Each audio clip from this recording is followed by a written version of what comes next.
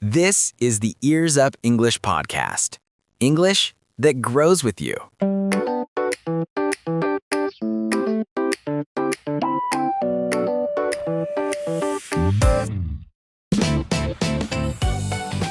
Welcome to Ears Up English, where your listening becomes stronger and your speaking becomes smoother. If English still feels scary or stressful for you, don't worry. We're here to help you enjoy English without fear. Strong ears, strong English. Now, let's begin today's episode. Hey, Robert. How are you today? I'm great. Actually, I talked with a Japanese friend this morning, and it really made me think. About what? Why so many Japanese people study English for years, but still feel they can't speak? The big question. And today, I thought we could really dig deep into this topic. Perfect. Today's theme is why Japanese people struggle to speak English and how to fix it.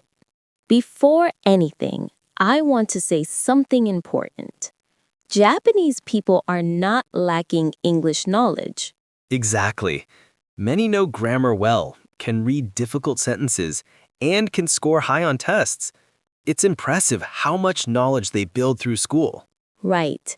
When I teach Japanese learners, I'm always surprised at how well they understand the rules, sometimes better than native speakers. Absolutely. The problem isn't knowledge. It's the gap between knowing and speaking.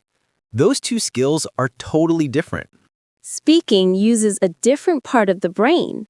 It requires habits, repetition, and real-time confidence. You can't develop that by only reading textbooks. Exactly.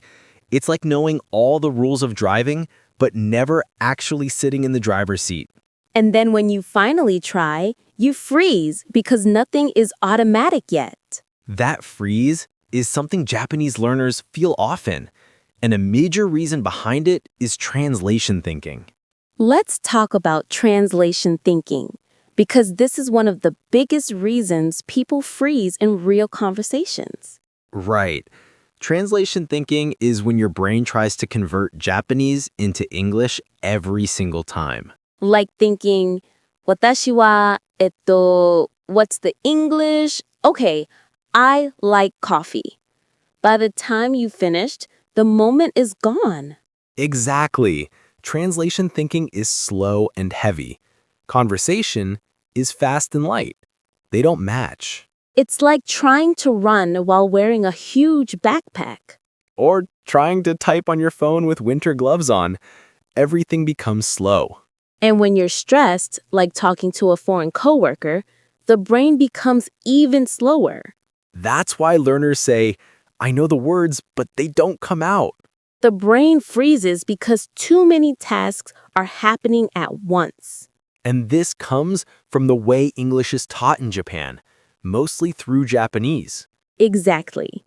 Teachers explain grammar in Japanese and students memorize vocabulary with Japanese translations. English becomes a school subject, not a communication tool. In many European and Southeast Asian countries, English classes are taught in English.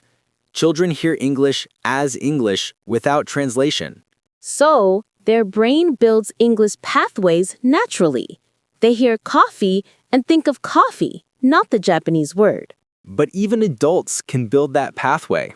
It's never too late. And the best way to start is with micro-speaking. Micro-speaking means using tiny sentences like, I go, too hot, I like this. These short sentences help your brain switch from Japanese to English mode. And you don't need special study time. You can add English into everyday moments. Morning, I'm awake. So sleepy. Walking, nice weather. Too crowded. Night, long day. I'm tired. These tiny moments slowly build the English pathway. And after a while, English starts coming out more automatically. And that leads us to today's key phrase. Don't think too much, just speak. It doesn't mean don't think at all. It means don't aim for perfection before opening your mouth. Exactly. Perfection kills your confidence. It stops your tongue from moving. Speaking is like cooking. You learn by doing, not by reading recipes. Your first dish might be too salty, but the more you cook, the better you get.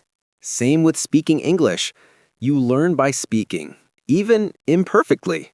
All right, so now let's listen to today's dialogue. Hey, you look a bit nervous. Are you okay?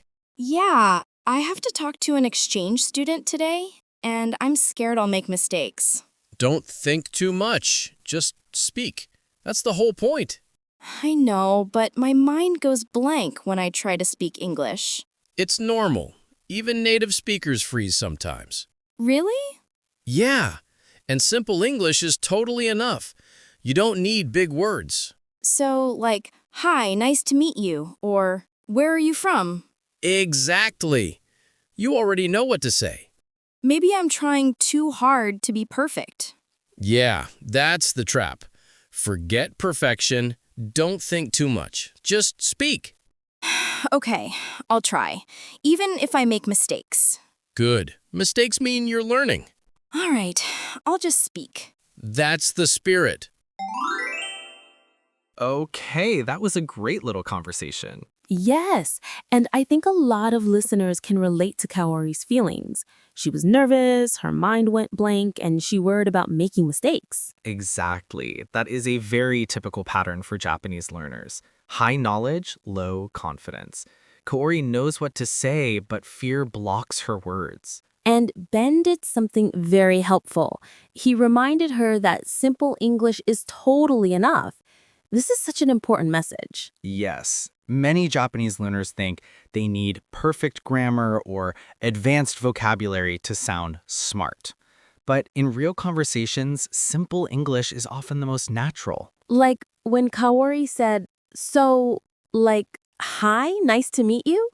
She already knows exactly what to say. Right. The problem isn't the language, it's the expectation of perfection. And that's why today's phrase works so well. Don't think too much, just speak. It removes pressure. It tells your brain, it's okay to be simple. It's okay to be imperfect. And it focuses on action, not performance. If you notice, Ben didn't give her complicated advice. He kept everything simple and friendly. That's the best way to support nervous learners. And I love when he said, mistakes mean you're learning, because that is 100% true. Exactly. Every mistake is a rehearsal, a chance to build that English pathway we talked about. So when listeners hear this dialogue, I want them to imagine themselves as Kaori. It's totally okay to feel scared. But like Ben said, you already know what to say. And when the moment comes, just speak.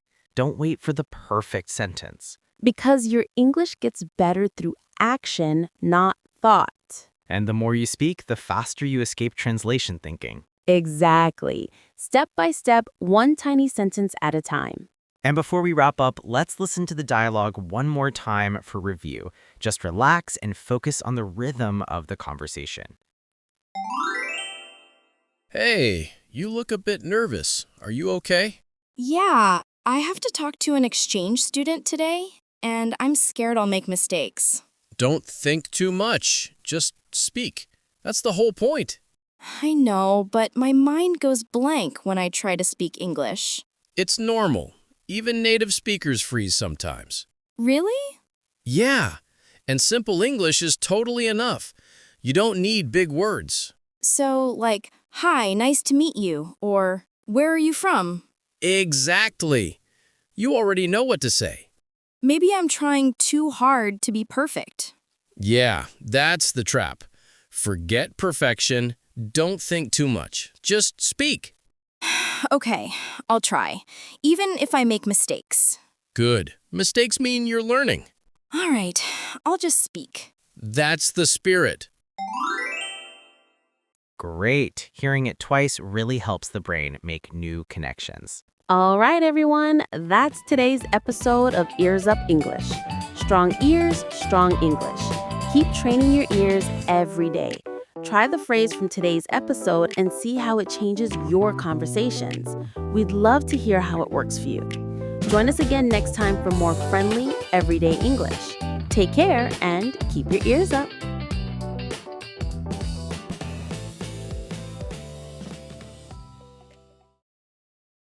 This is the Ears Up English podcast. English that grows with you.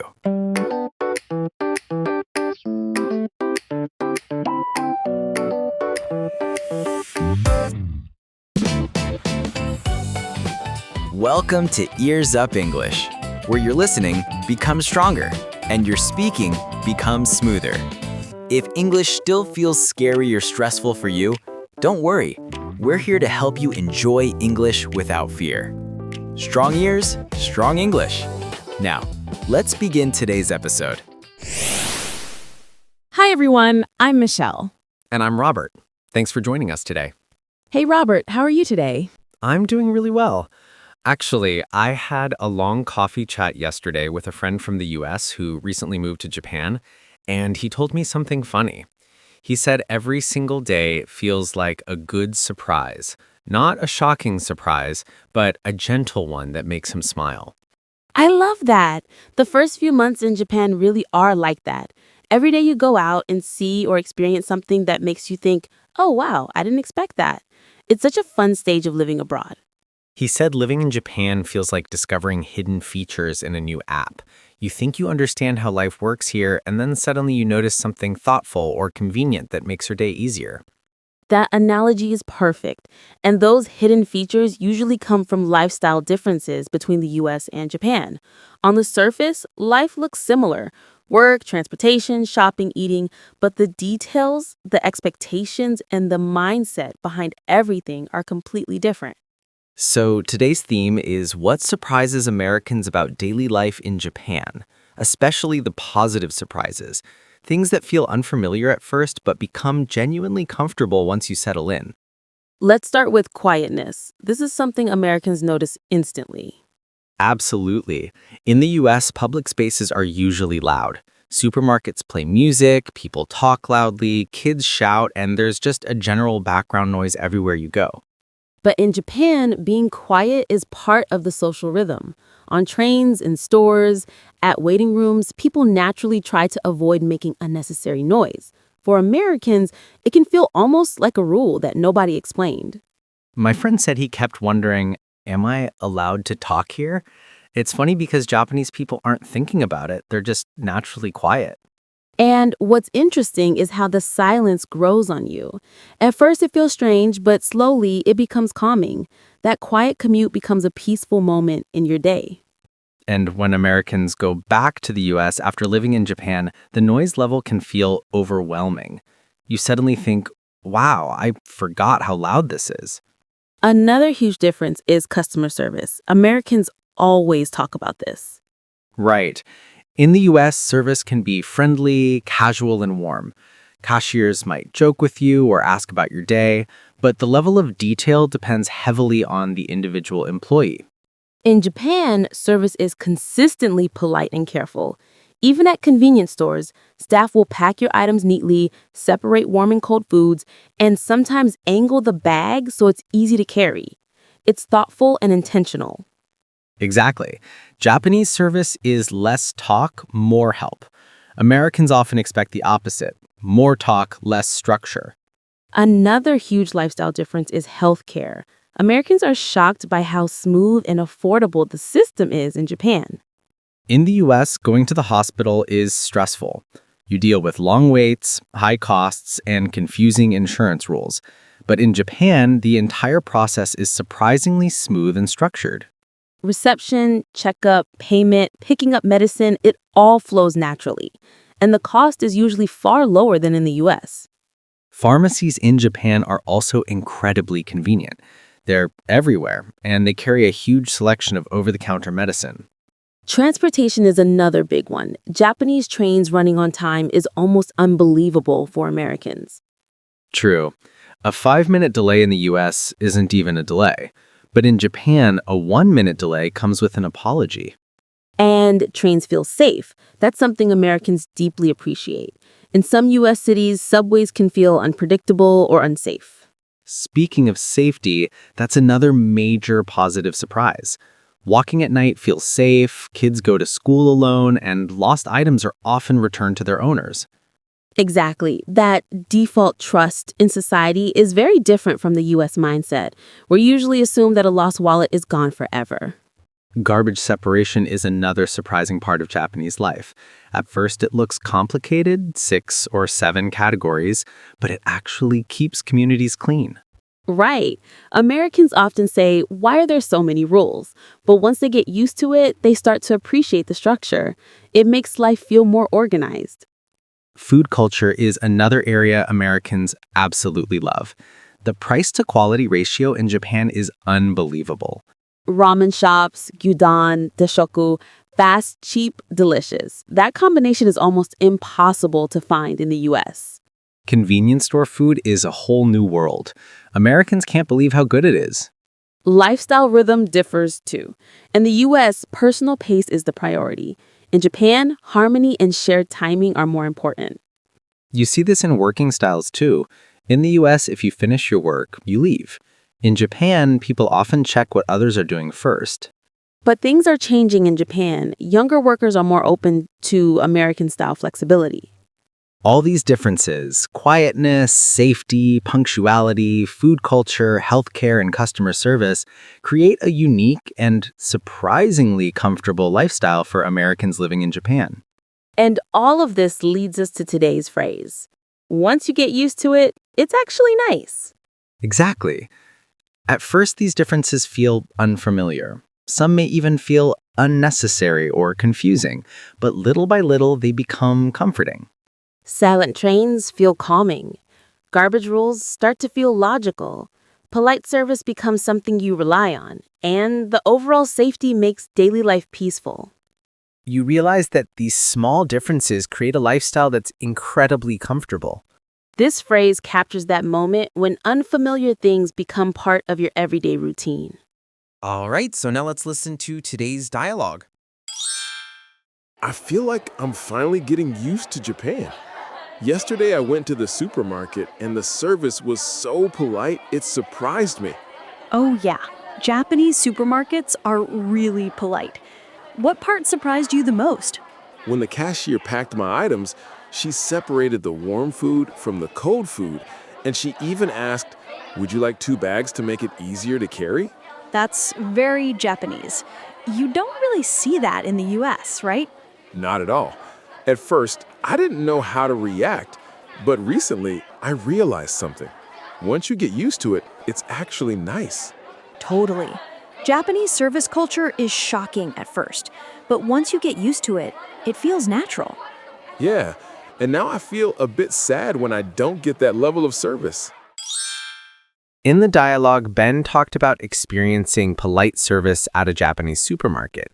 This is something many Americans notice right away, the level of care and even the smallest details.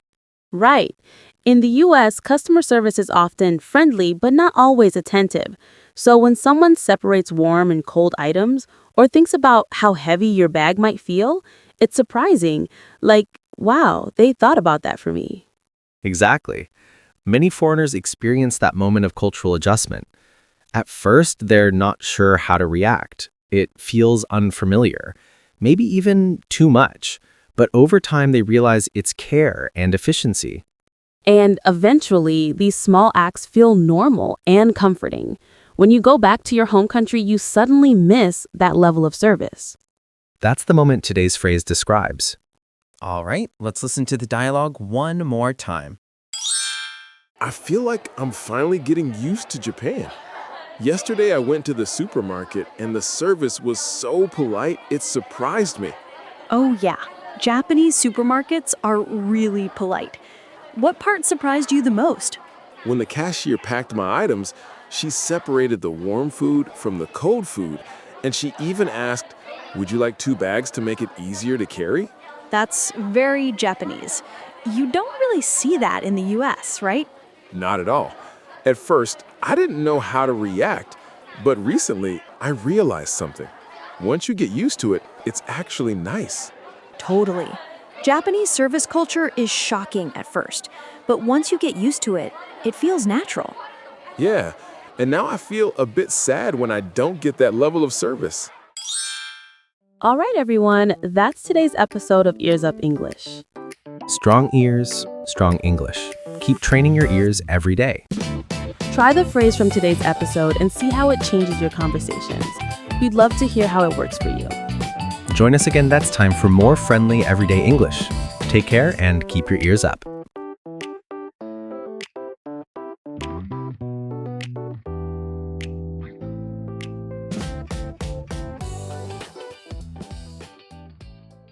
This is the Ears Up English podcast.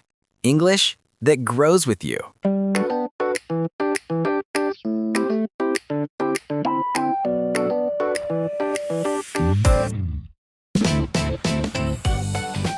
Welcome to Ears Up English, where your listening becomes stronger and your speaking becomes smoother.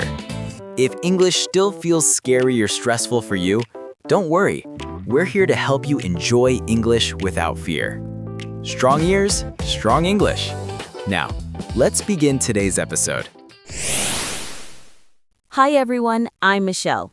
And I'm Robert. Thanks for joining us today. Hey Robert, how are you today? I'm doing well, Michelle. Recently, I've been reading a lot about how different countries support parents after they have a baby. One topic that came up again and again was parental leave. Yes, parental leave means time you can take off from work after having a baby. It's a simple idea, but every country has its own rules and style. Exactly. And your friend in Japan just had a baby, right? Yes, and she told me something interesting. She said, people always say Japan's leave is long, but is that the whole story? That made me curious. So today we're going to talk about Japan and other countries and how different cultures support families when a new baby arrives. Right. If you only look at the numbers like 12 months or 6 months, it seems simple. But when you look at how people actually use the system, the situation becomes more complex. And speaking of vocabulary, when we say the situation becomes more complex, we mean the picture, the whole situation, has many parts. Sometimes English speakers say the picture is complicated, but here, picture does not mean a real picture. It means the overall situation. That's a good explanation. And today we have one key phrase, one single phrase that can help our listeners talk about this topic in English. The phrase is, every country has pros and cons. And let me explain that phrase clearly. Pros and cons means good points and difficult points.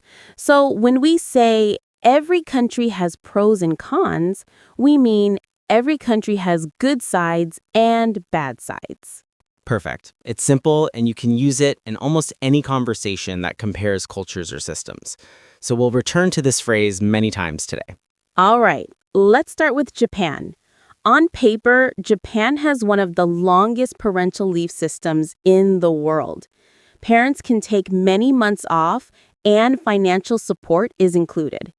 If you only listen to the numbers, it sounds wonderful.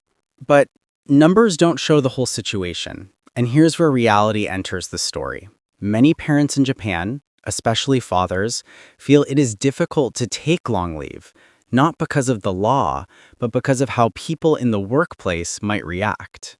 Exactly. And this is why many people in Japan say, even though the system is generous, I don't feel comfortable using it. This is where culture becomes more important than rules. And here's a common sentence I hear from Japanese friends. I don't want to make trouble for my team. Or, no father in my office has taken long leave before. I don't want to be the first. None of these thoughts are written in any rule book, but they live in the workplace. And this is why I want to repeat something very important. Work culture affects everything. Not the law, not the numbers, the culture. So let's compare this with Scandinavia. Countries like Sweden, Norway, and Finland have very long leave and high financial support. But the biggest difference is not the number, it's the everyday life. Yes, in Scandinavia, it's completely normal for fathers to take many months off. People don't say, "That's strange." They say, "That's good. Enjoy your time with your child." And that idea comes from history. For many decades, both men and women have worked in the Scandinavian workforce. Parenting naturally became a shared responsibility, and governments built systems to support that idea. And this connects to today's key phrase again. Every country has pros and cons. Scandinavia has a strong system, but taxes are high, and the system depends on that. Now, let's jump to the United States, because the US is very different again. Yes, the U.S. does not have national paid parental leave. It surprises many people in Japan when I say that. Some companies offer paid leave, but not all. Some parents return to work in just a few weeks. But again, that doesn't mean Americans don't care about family. Instead, they use different kinds of support. Grandparents, babysitters, daycare, flexible work-from-home jobs, and sometimes community support. Right. For example, in the U.S., people often say things like, "My mom will come stay with us for 2 months," or "We're hiring a nanny 3 days a week." It's a different lifestyle. And if we jump to Europe, the situation becomes even more varied. Yes, France has extremely strong public childcare. Many children enter daycare early, and it's normal for parents to return to work soon. But in the UK, childcare costs can be so high that parents struggle to decide who should work and who should stay home. In Germany, historically had a strong stay-at-home mother culture, but in recent decades it has shifted. More fathers take leave, and flexible leave plans have become more common. And in South Korea is very similar to Japan.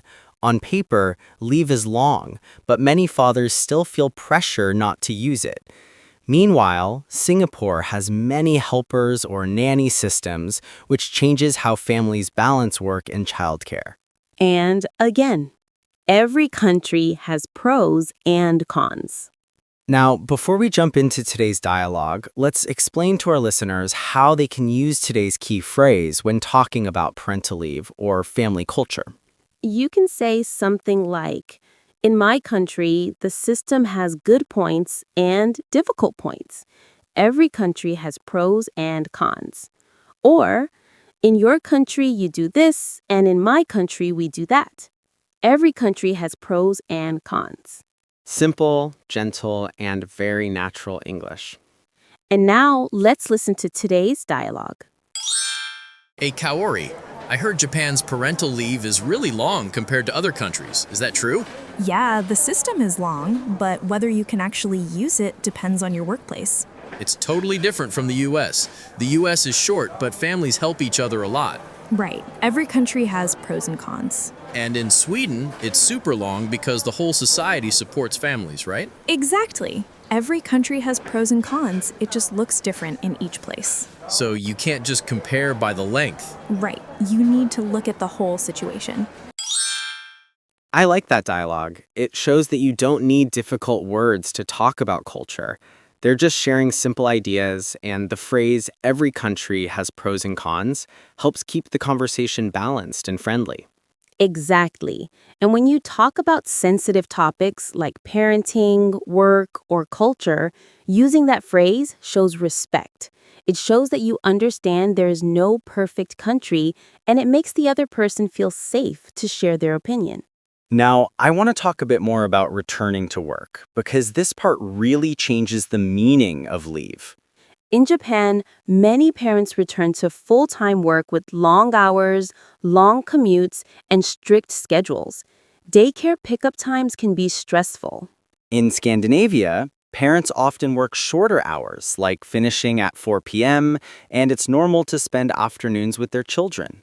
In the U.S., there's often more flexibility. Remote work, part-time work, changing jobs, but childcare can be expensive. And in Singapore or Hong Kong, live-in helpers change the daily rhythm completely. And again, every country has pros and cons. Before we finish today, let's listen to the dialogue one more time. Hey, Kaori, I heard Japan's parental leave is really long compared to other countries. Is that true? Yeah, the system is long, but whether you can actually use it depends on your workplace. It's totally different from the US. The US is short, but families help each other a lot. Right. Every country has pros and cons. And in Sweden, it's super long because the whole society supports families, right? Exactly. Every country has pros and cons. It just looks different in each place. So you can't just compare by the length. Right. You need to look at the whole situation. Focus on the rhythm of the phrase. All right, let's listen again. I think that second listen makes it clearer. The phrase helps you express a balanced opinion without sounding negative. Exactly. And it shows that simple English can still express big ideas. Let's quickly summarize. Number 1, parental leave means time off after having a baby. Number 2, culture and system are different. Number 3, every country supports families in different ways. And number 4, every country has pros and cons. All right, everyone, that's today's episode of Ears Up English. Strong ears, strong English. Keep training your ears every day. Try the phrase from today's episode and see how it changes your conversations. We'd love to hear how it works for you. Join us again next time for more friendly, everyday English. Take care and keep your ears up.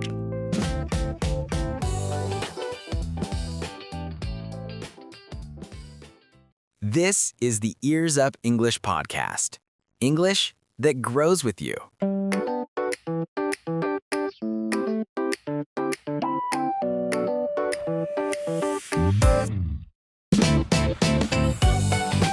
Welcome to Ears Up English, where your listening becomes stronger and your speaking becomes smoother.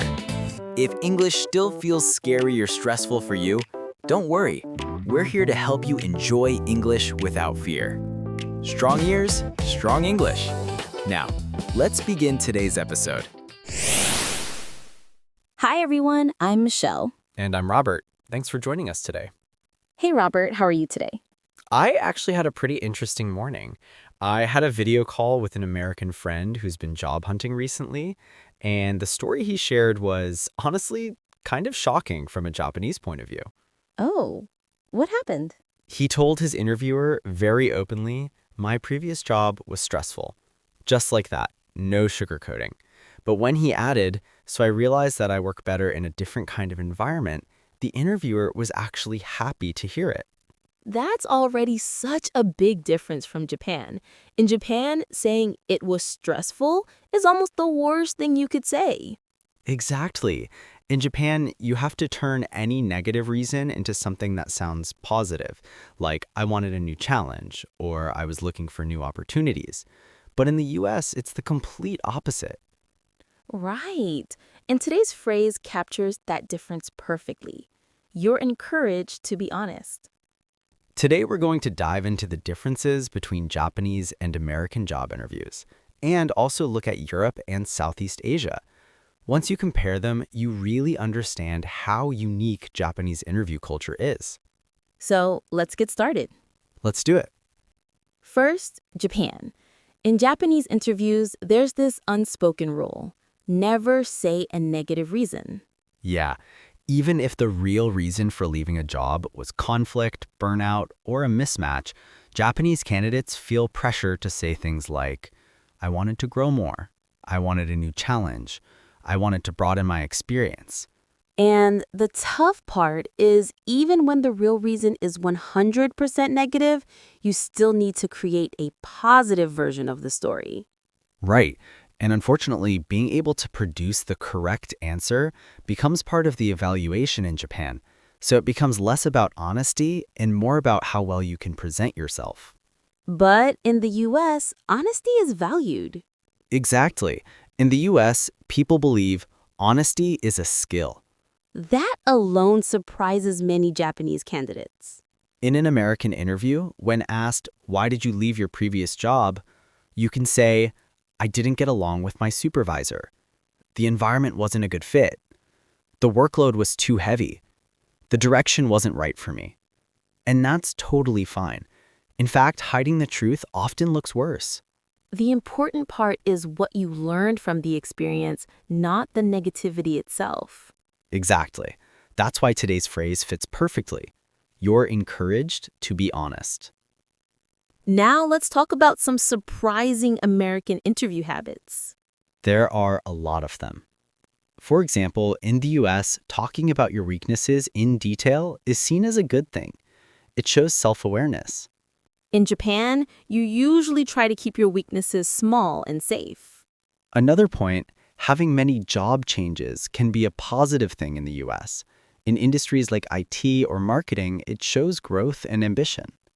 Completely opposite from Japan. And here's another surprising one. Small talk is extremely important in American interviews.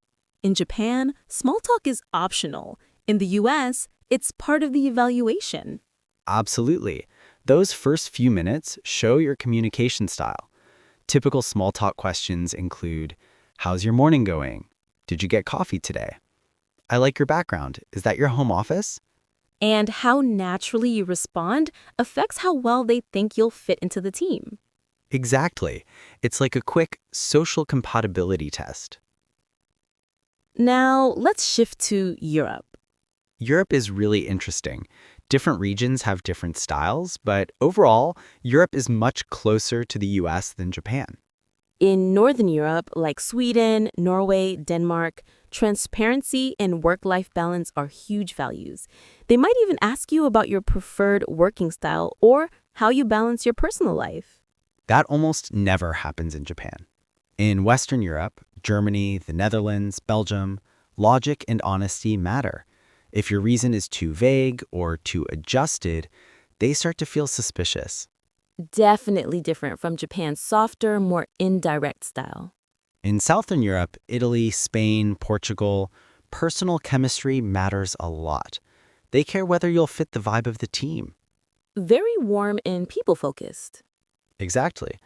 But overall, Europe shares the principle that being honest is part of being professional. So now let's look at Southeast Asia. Southeast Asia blends Asian and Western interview styles, which makes it unique. In the Philippines, American influence is strong. Honesty is expected, especially in international companies. I hear that a lot from people who study there. In Malaysia, it depends on the company. Japanese companies feel more Japanese, but Western companies expect Western-style honesty. So the company's background matters. Exactly. In Singapore, the style is almost fully Western. Honesty and self-awareness are highly valued. So overall, Southeast Asia is closer to the US than to Japan. Right.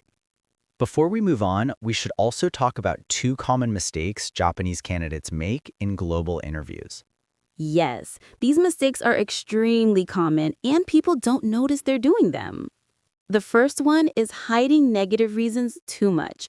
If your answer is too vague or overly polished, overseas interviewers may feel you're avoiding the truth. Exactly. That's why using fact plus what I learned works much better globally. And the second common mistake is saying I'm sorry too much. In English, it sounds like you're admitting fault, so it can make you seem unsure of yourself. Right. Saying thank you works much better and gives a positive impression. But of course, Japanese candidates also have strong advantages. Absolutely. One major strength is sincerity and responsibility. Japanese candidates generally keep promises and approach tasks very seriously. That builds trust incredibly fast. Another strength is teamwork. Japanese workplace culture creates strong collaboration skills, which global companies highly value. So, yes, there are cultural habits that can cause misunderstandings, but there are also strong advantages. All right, now let's move on to today's dialogue. Can you tell me why you left your previous job? Sure. Actually, some parts of the job didn't match my skills. But through that experience, I learned what kind of environment helps me perform my best. Thanks for being honest. Here, you're encouraged to be honest. I see. I was a bit worried it might sound negative. Not at all. Honesty is a strength, and what you learn from the experience is even more important. Thank you. That makes me feel much better. Okay, that was a great conversation. What I love about this dialogue is how naturally the phrase, "you're encouraged to be honest," appears. Ben doesn't use it as a rule, he uses it to reassure Coyote. He's basically saying it's safe to speak honestly here. Exactly. And Kaori's hesitation is very relatable for many Japanese listeners. In Japan, talking about anything negative feels risky. But in global interviews, honesty is valued when it's combined with reflection. Kaori explained the situation clearly and then shared what she learned. That's excellent communication. Right, and you can also hear how Ben responded. He didn't judge her or react negatively. He asked follow-up questions and encouraged her. That response alone shows a huge cultural difference. Yes, honesty, said calmly and professionally, is a strength, not a weakness. So let's listen to the dialogue one more time. Can you tell me why you left your previous job? Sure. Actually, some parts of the job didn't match my skills. But through that experience, I learned what kind of environment helps me perform my best. Thanks for being honest. Here, you're encouraged to be honest. I see. I was a bit worried it might sound negative. Not at all. Honesty is a strength, and what you learn from the experience is even more important. Thank you. That makes me feel much better. Okay, that was a great conversation. Today, we explored the differences between Japanese, American, European, and Southeast Asian interview cultures. And the contrast is huge. In many parts of the world, honesty is appreciated, not punished. So, if you're applying to global companies, remember today's phrase. You're encouraged to be honest. Honesty isn't a weakness. It's a strength. All right, everyone. That's today's episode of Ears Up English. Strong ears, strong English. Keep training your ears every day. Try the phrase from today's episode and see how it changes your conversations. We'd love to hear how it works for you. And if you enjoy our podcast, we'd really appreciate it if you hit the like button. And don't forget to subscribe to our channel so you never miss a new episode. Join us again next time for more friendly everyday English. Take care and keep your ears up. Bye.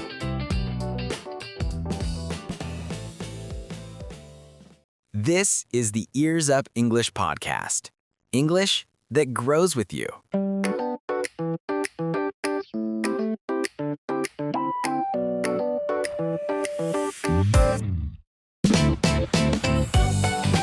Welcome to Ears Up English, where your listening becomes stronger and your speaking becomes smoother. If English still feels scary or stressful for you, don't worry. We're here to help you enjoy English without fear.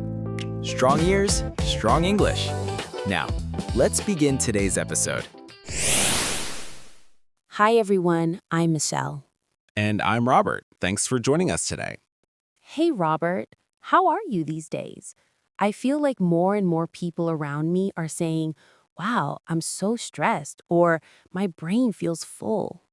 Totally. And, around the world, people are talking about how it's easier than ever to feel stressed. There's so much information, the news cycle is nonstop, work styles are changing, prices are going up. It's like our brains never get a break. Right. And in the US, mental care has become almost everyday practice. People go to therapy, they journal, they meditate. It's like taking care of your mind is just part of normal life. Yeah, but in Japan, it still feels a bit special or like something only certain people do. So the barrier is higher. Exactly.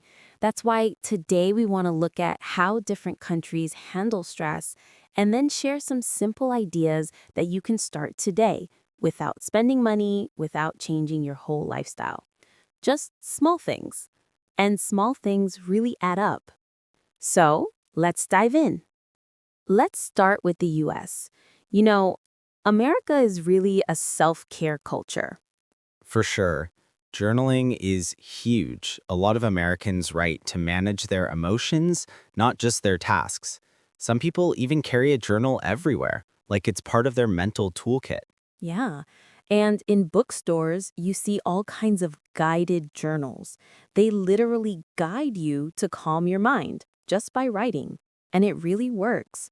Studies say journaling can reduce anxiety and low mood by around 30%. That's Pennebaker's famous research. That's why therapists in the US recommend journaling so often. It's simple and effective. And meditation. Mindfulness has become mainstream. Tech companies even have meditation rooms. It's not a religious thing, it's science. Right, Harvard found that just 8 weeks of meditation can reduce stress by around 40%. And the amygdala, the part of the brain that reacts to fear, actually becomes smaller. That's amazing. And Americans are pretty good at saying, I need a break without feeling guilty. That cultural part is big. In the US, taking a break doesn't mean you're lazy. It means you're being responsible. That makes self-care easier. And digital detox is another big trend. The University of Pennsylvania found that limiting social media to 30 minutes a day significantly lowers anxiety and loneliness. Yeah, Americans tend to take action fast once they hear the science. Next, Japan. Japan has a very quiet, gentle kind of self-care. Hot springs and saunas are amazing. Foreigners love them. Studies show that warm baths activate the parasympathetic nervous system and reduce stress hormones by 20 to 30%. And forest bathing, Shinrin-yoku. Japan literally started the global trend. Research shows cortisol drops by around 15% just by walking in forests. And there's the solo culture. Solo cafes, solo movies, solo restaurants. Japanese people are really good at calming themselves by doing quiet hobbies. Right. Cooking, crafting, gaming, those small focus moments really help you reset.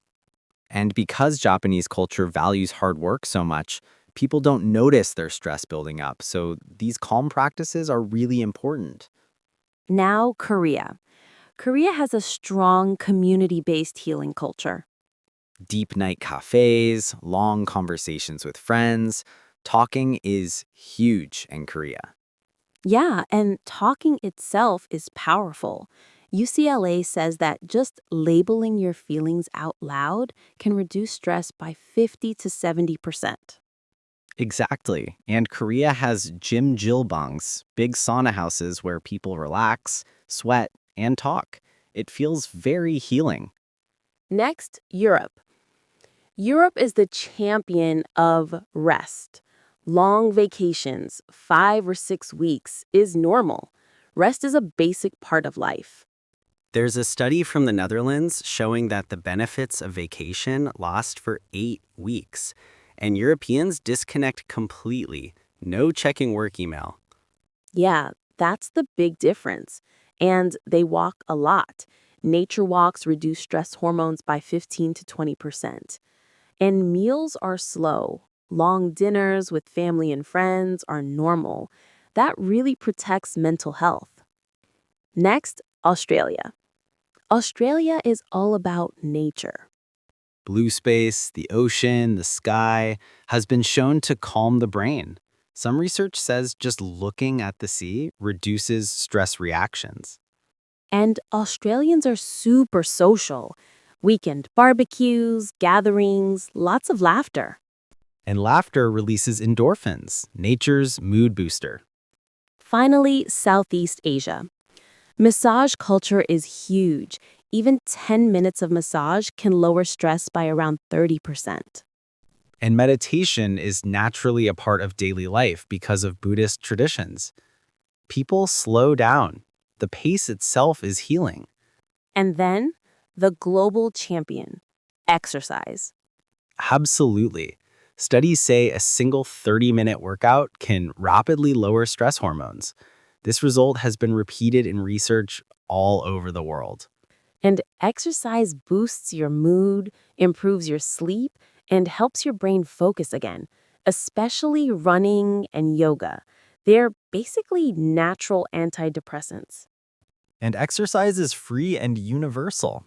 That's why every country recommends it. So now let's talk about small things you can do today. First, today's phrase, take a micro break. This is honestly magic. Even a 1 to 2 minute break resets your brain. Stand up, stretch, grab some water, look outside. Anything small helps. Reducing SNS by 30 minutes is also powerful. Just reducing the noise helps your mind calm down. And write one line in a journal. Just one line is enough to organize your thoughts. Also, get sunlight for a few minutes. Light tells your brain to wake up and reset. And be kind to yourself. You don't have to do everything today. Small steps are real self-care. All right, so now let's listen to today's dialogue. Hey, Kaori, are you okay? You look really stressed. Yeah, I feel like my work stress is at its peak. My head feels like it's gonna explode. I have so much to do, and I don't even know where to start. I felt that way too. But you know what helps? Take a micro break. Even 1 or 2 minutes can reset your mind. Really? Just that? Yeah, stand up, move a little, take a deep breath. And also, talking helps. Even just saying how you feel. Yeah, just talking to you is helping already. Thanks, Ben. I'll take a little break and then try again. Kaori's situation is so real. That my brain is going to explode feeling, that's a sign that your stress is at the limit. Exactly. And when you reach that point, pushing harder doesn't help. The best thing is to pause. That's why micro breaks work. They're tiny but powerful. And Ben said something important, talking. Talking organizes your emotions. It lowers the brain's load. Yep, and research says talking out your feelings can cut stress in half. You don't need advice, you just need to express it. And did you notice? Kaori's voice softened as she talked. That's a real change. When we talk, our breath slows and tension leaves our body. Stress isn't something strong people fight. Stress is something everyone manages. And micro breaks, talking, small habits, they're real care. So don't wait for a big solution. Start small. Start today. Now let's listen to the dialogue one more time. Hey, Kaori, are you okay? You look really stressed. Yeah, I feel like my work stress is at its peak. My head feels like it's gonna explode. I have so much to do, and I don't even know where to start. I felt that way too. But you know what helps? Take a micro break. Even 1 or 2 minutes can reset your mind. Really? Just that? Yeah, stand up, move a little, take a deep breath. And also, talking helps. Even just saying how you feel. Yeah, just talking to you is helping already. Thanks, Ben. I'll take a little break and then try again. Today we looked at stress relief ideas from around the world and simple habits you can start today. Stress happens to everyone, but we can manage it gently. And today's phrase, take a micro break. Give yourself just 1 minute. It really helps. We hope your day feels a little lighter. All right, everyone. That's today's episode of Ears Up English. Strong ears, strong English. Keep training your ears every day. Try the phrase from today's episode and see how it changes your conversations. We'd love to hear how it works for you. And if you enjoy our podcast, we'd really appreciate it if you hit the like button. And don't forget to subscribe to our channel so you never miss a new episode. Join us again next time for more friendly everyday English. Take care and keep your ears up. Bye.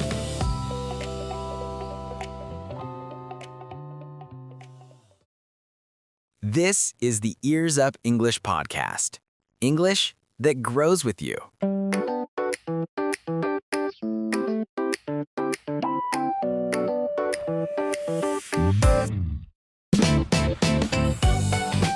Welcome to Ears Up English, where your listening becomes stronger and your speaking becomes smoother.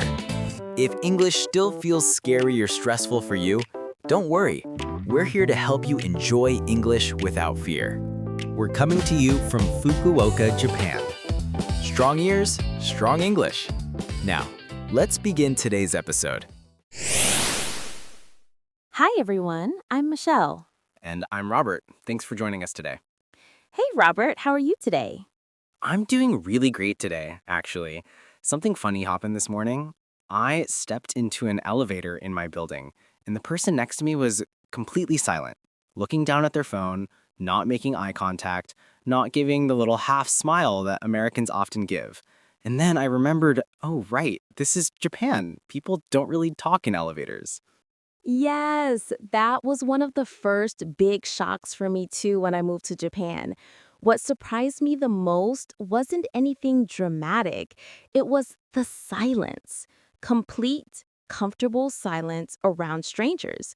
No little jokes, no comments like crazy weather today, no cute bag, nothing. Just calm silence.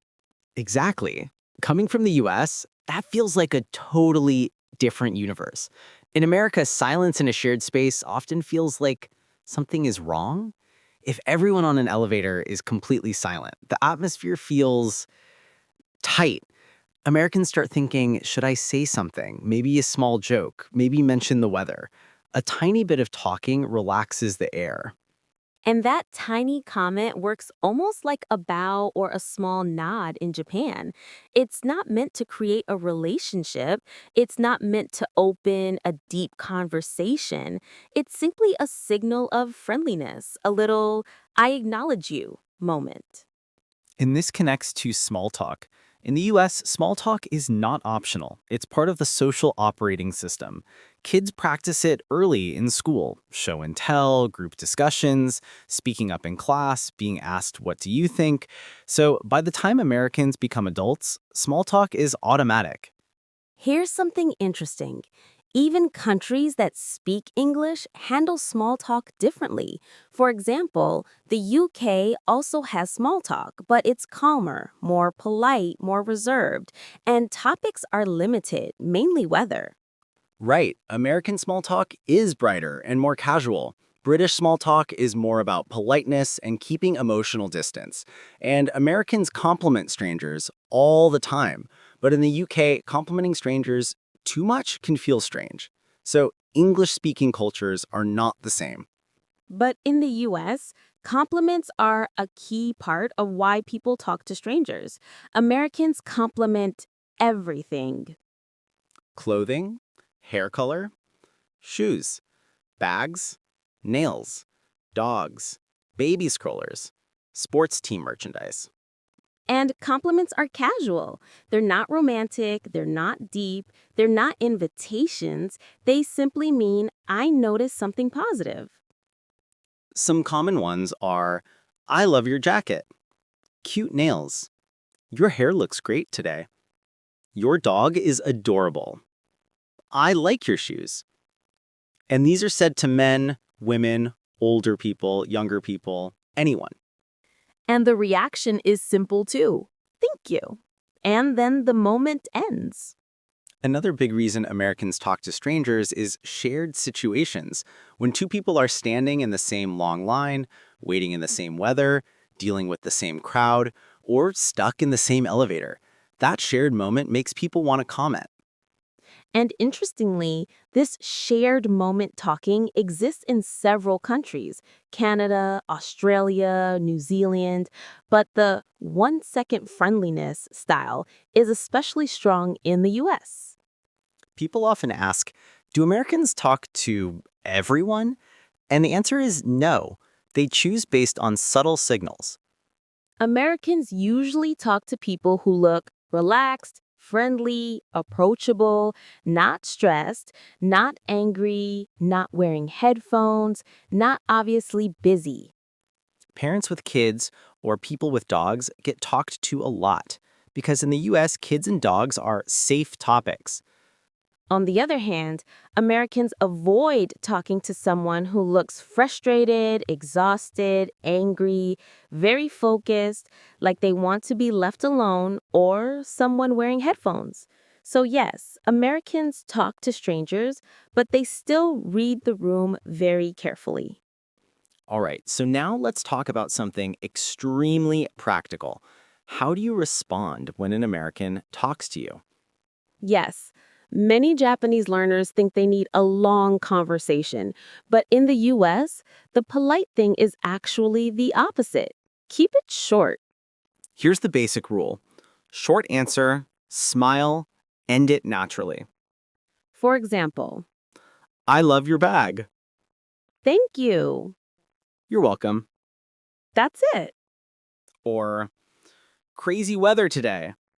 I know, right? Done. Nobody wants a long conversation. Americans are just doing a small social handshake. So, when you want to end politely, these work perfectly.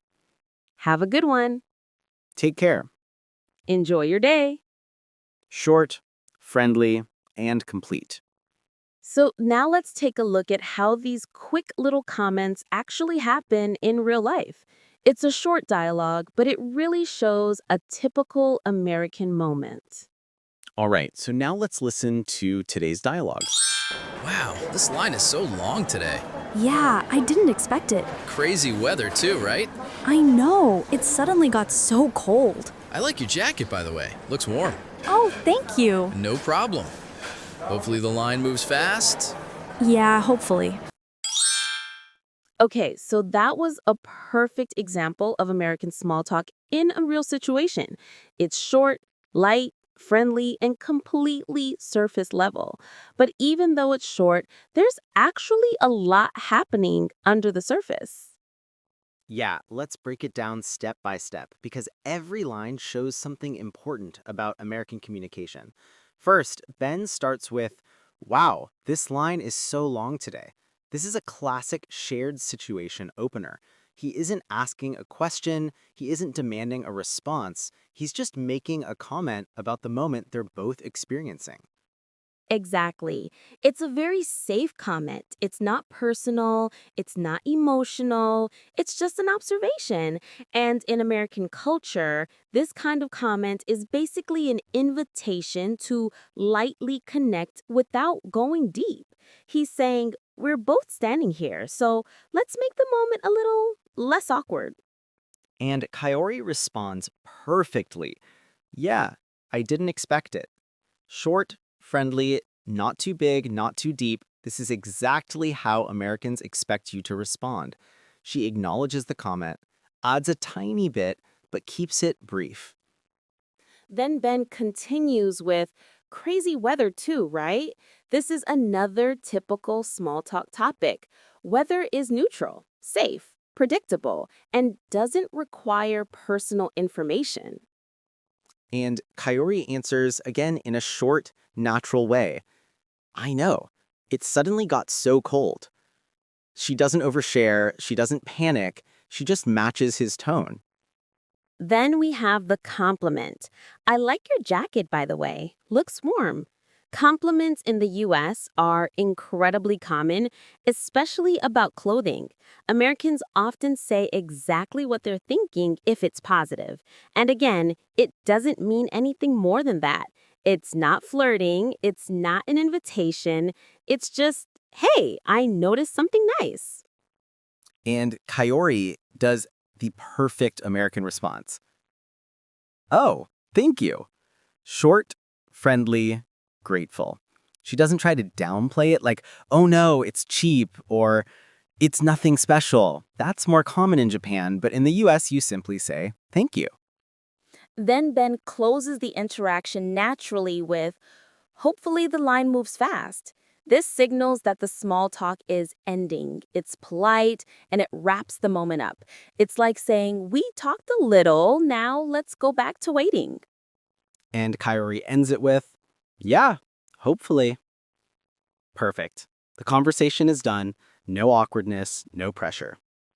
This entire exchange is maybe 20 seconds, but it shows the full structure of American small talk. Comment, short response, light observation, short response, compliment, thank you, closing comment, agreement. and done. And that's really all Americans expect. They're not looking for deep opinions or storytelling, just a tiny connection.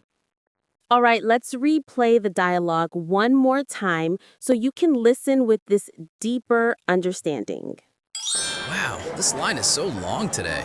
Yeah, I didn't expect it. Crazy weather too, right? I know, it suddenly got so cold. I like your jacket, by the way. Looks warm. Oh, thank you. No problem. Hopefully the line moves fast. Yeah, hopefully. All right, so today we explored why Americans talk to strangers, how silence feels different in the US, why small talk is basically a social skill, and why compliments are so common. We also talked about how Americans choose who to talk to, safe-looking, approachable people, and how to respond in a natural, quick way. And we touched on how even English-speaking countries are different. The UK uses small talk too, but it's more reserved, calmer, and usually about the weather. Meanwhile, American small talk is casual, friendly, and often includes compliments. And the key point, Americans don't expect long conversations. Short answers are polite. Smiles are polite. Ending quickly is polite. Exactly, and understanding this can make travel, study abroad, or living in the US so much smoother. When someone talks to you, just reply lightly, don't feel pressure, and close the moment naturally. It's not about becoming friends, it's about making the moment a little brighter. All right, everyone, that's today's episode of Ears of English. Strong ears, strong English. Keep training your ears every day. Try the phrase from today's episode and see how it changes your conversations. We'd love to hear how it works for you. And if you enjoy our podcast, we'd really appreciate it if you hit the like button. And don't forget to subscribe to our channel so you never miss a new episode. Join us again next time for more friendly, everyday English. Take care and keep your ears up. Bye! Bye!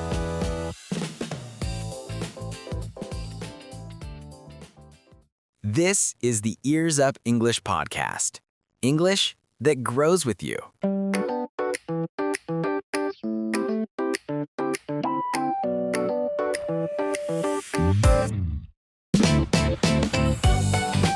Welcome to Ears Up English, where your listening becomes stronger and your speaking becomes smoother.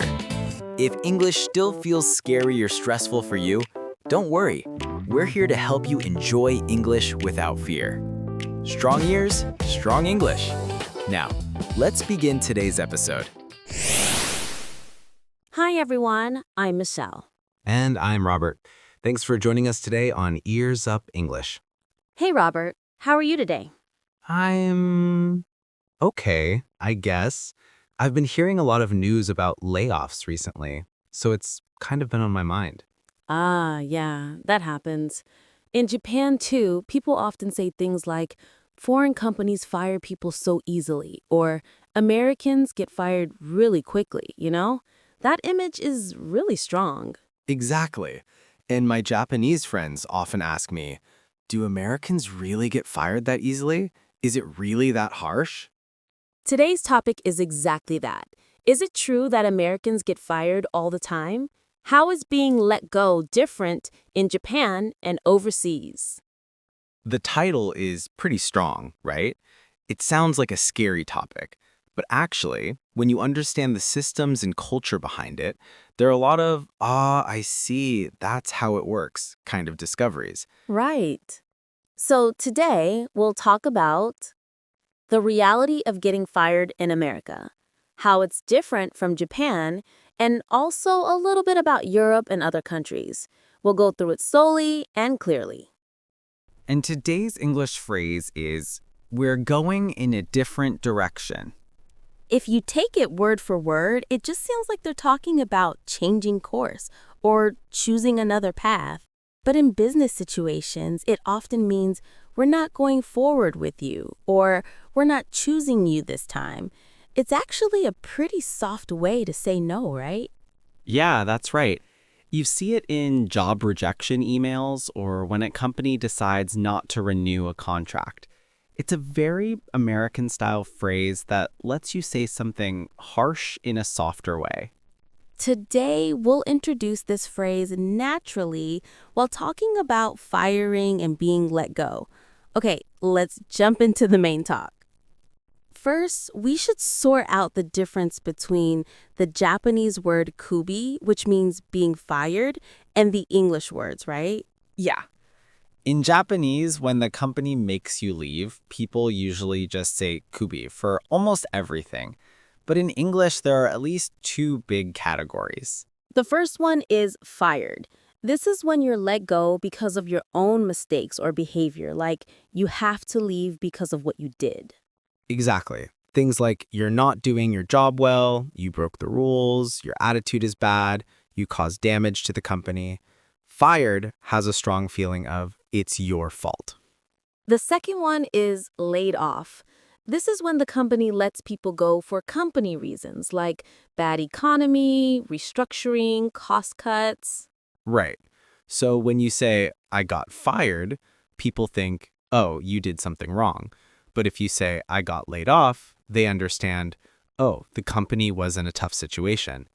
In Japanese, both situations are usually described as kubi or maybe ristora, restructuring, so they often get mixed together. So when people say Americans get fired so easily, a lot of the time what they're really talking about is there are a lot of company-driven layoffs in America. Yeah, that's our first big, surprising point.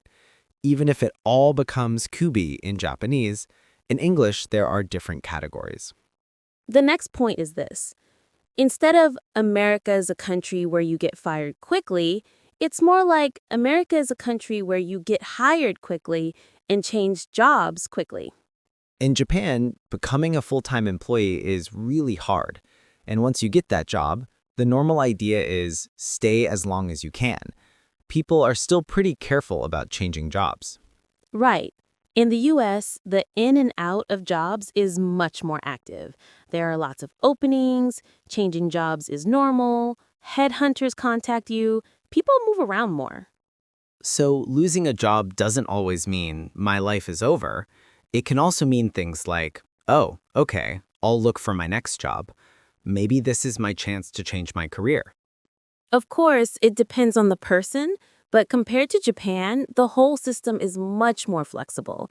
It has pros and cons. There are more new chances, but there's less of that one company protects you for life feeling. From Japan, that's pretty surprising, right?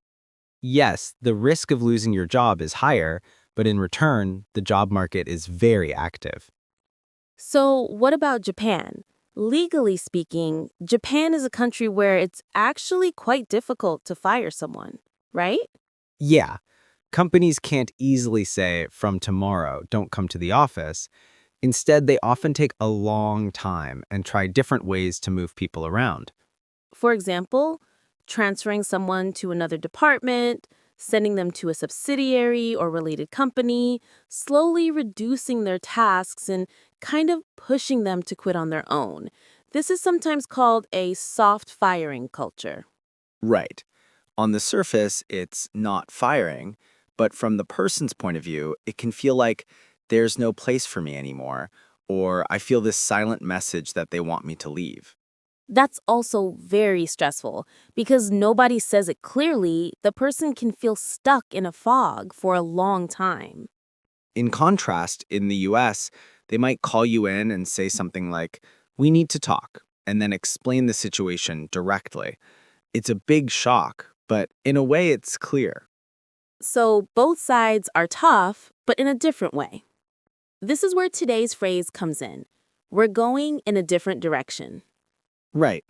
The company uses this phrase when they want to say, "We're not going forward with you anymore," but in kind of an indirect, softer way. For example, in a rejection email after an interview, you might see, "We're going in a different direction." That basically means we didn't choose you this time. It can be used when they decide not to renew a contract, when they change the members of a project, or when they stop working with a client. Instead of saying, "You are the problem," they say, "Our direction changed." There are other soft phrases too, like, it's not a good fit, or we've decided to move on. The content is actually pretty tough, but the wording is soft and businesslike. That gap feels very American. In Japan, being fired often feels like a dark mark on your life history. But in the US, it's a bit different, right? Yeah. For example, in a self-introduction, someone might say, I got laid off last year and then I moved to my current company. They just say it casually. So being fired equals you're a bad person is not such a strong image there. Especially when it's laid off, people usually think, oh, the economy was bad, the company had to cut costs, so they don't automatically blame the person.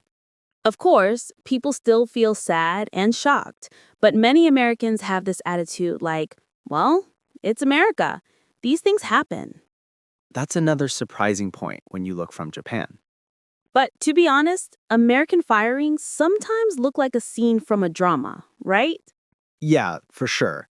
In some companies, the moment they tell you you're let go, they might cut off your computer access right away, ask you to hand in your ID card on the spot, or have a security person escort you from your desk to the exit. It really does feel like something from a movie or TV show. There are reasons for that, though. To stop people from taking confidential data, to prevent emotional people from causing trouble in the office. In Japan, you don't see this kind of thing very often, but in the US, it's considered part of risk management. Another surprising thing is that in the US, some companies give managers termination interview training. Oh yeah, that's right. They practice how to tell someone they're being let go. They also learn in detail what they must not say. For example, anything that could sound like discrimination or comments about age or gender, those are absolutely not allowed. So they train managers in order to avoid lawsuits, protect the company from legal risk. Exactly. Phrases like, we're going in a different direction, are sometimes part of that training, ways of speaking that don't directly attack the person. In Japan, I don't think many companies do such detailed how to fire someone training yet, partly because, as we said, they don't usually say you're fired directly. So far, we've mostly talked about Japan and the US, but the world is bigger than that, right? Yeah, for example, in countries like France or Germany, workers are often very strongly protected. In some of those countries, you need very detailed procedures and clear reasons to fire someone. Labor unions are strong. Companies can't easily reduce staff. So if we tried to make a how easy is it to fire people ranking, it wouldn't be as simple as America is number 1, Japan is number 2. Each country has its own style of protection, right? US, more flexible movement, but weaker protection. Europe, very strong protection in many places. Japan, strict laws, but also these soft firing practices in the real world. When you look at it this way, it's not that America is uniquely scary. It's more like every country has its own mix of good and bad points. We also shouldn't forget about one more group, foreigners working in America. Right. For American citizens, losing a job often means, okay, I need to find another job. But for people working on a visa, it can be much more serious. For example, their work visa is tied to the company. If they lose the job, the visa might expire soon. That could mean they have to leave the country. Also, in the US, many people get health insurance through their employer. So losing your job can mean losing your health insurance too. So getting fired doesn't have the same weight for everyone. For foreigners or immigrants, it can be a really heavy problem.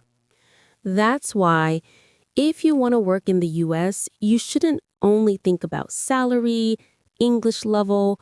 You also need to understand what might happen to your visa and your insurance if you lose your job. The last point is the idea of job security. In Japan, there's still a strong idea that the company will protect me.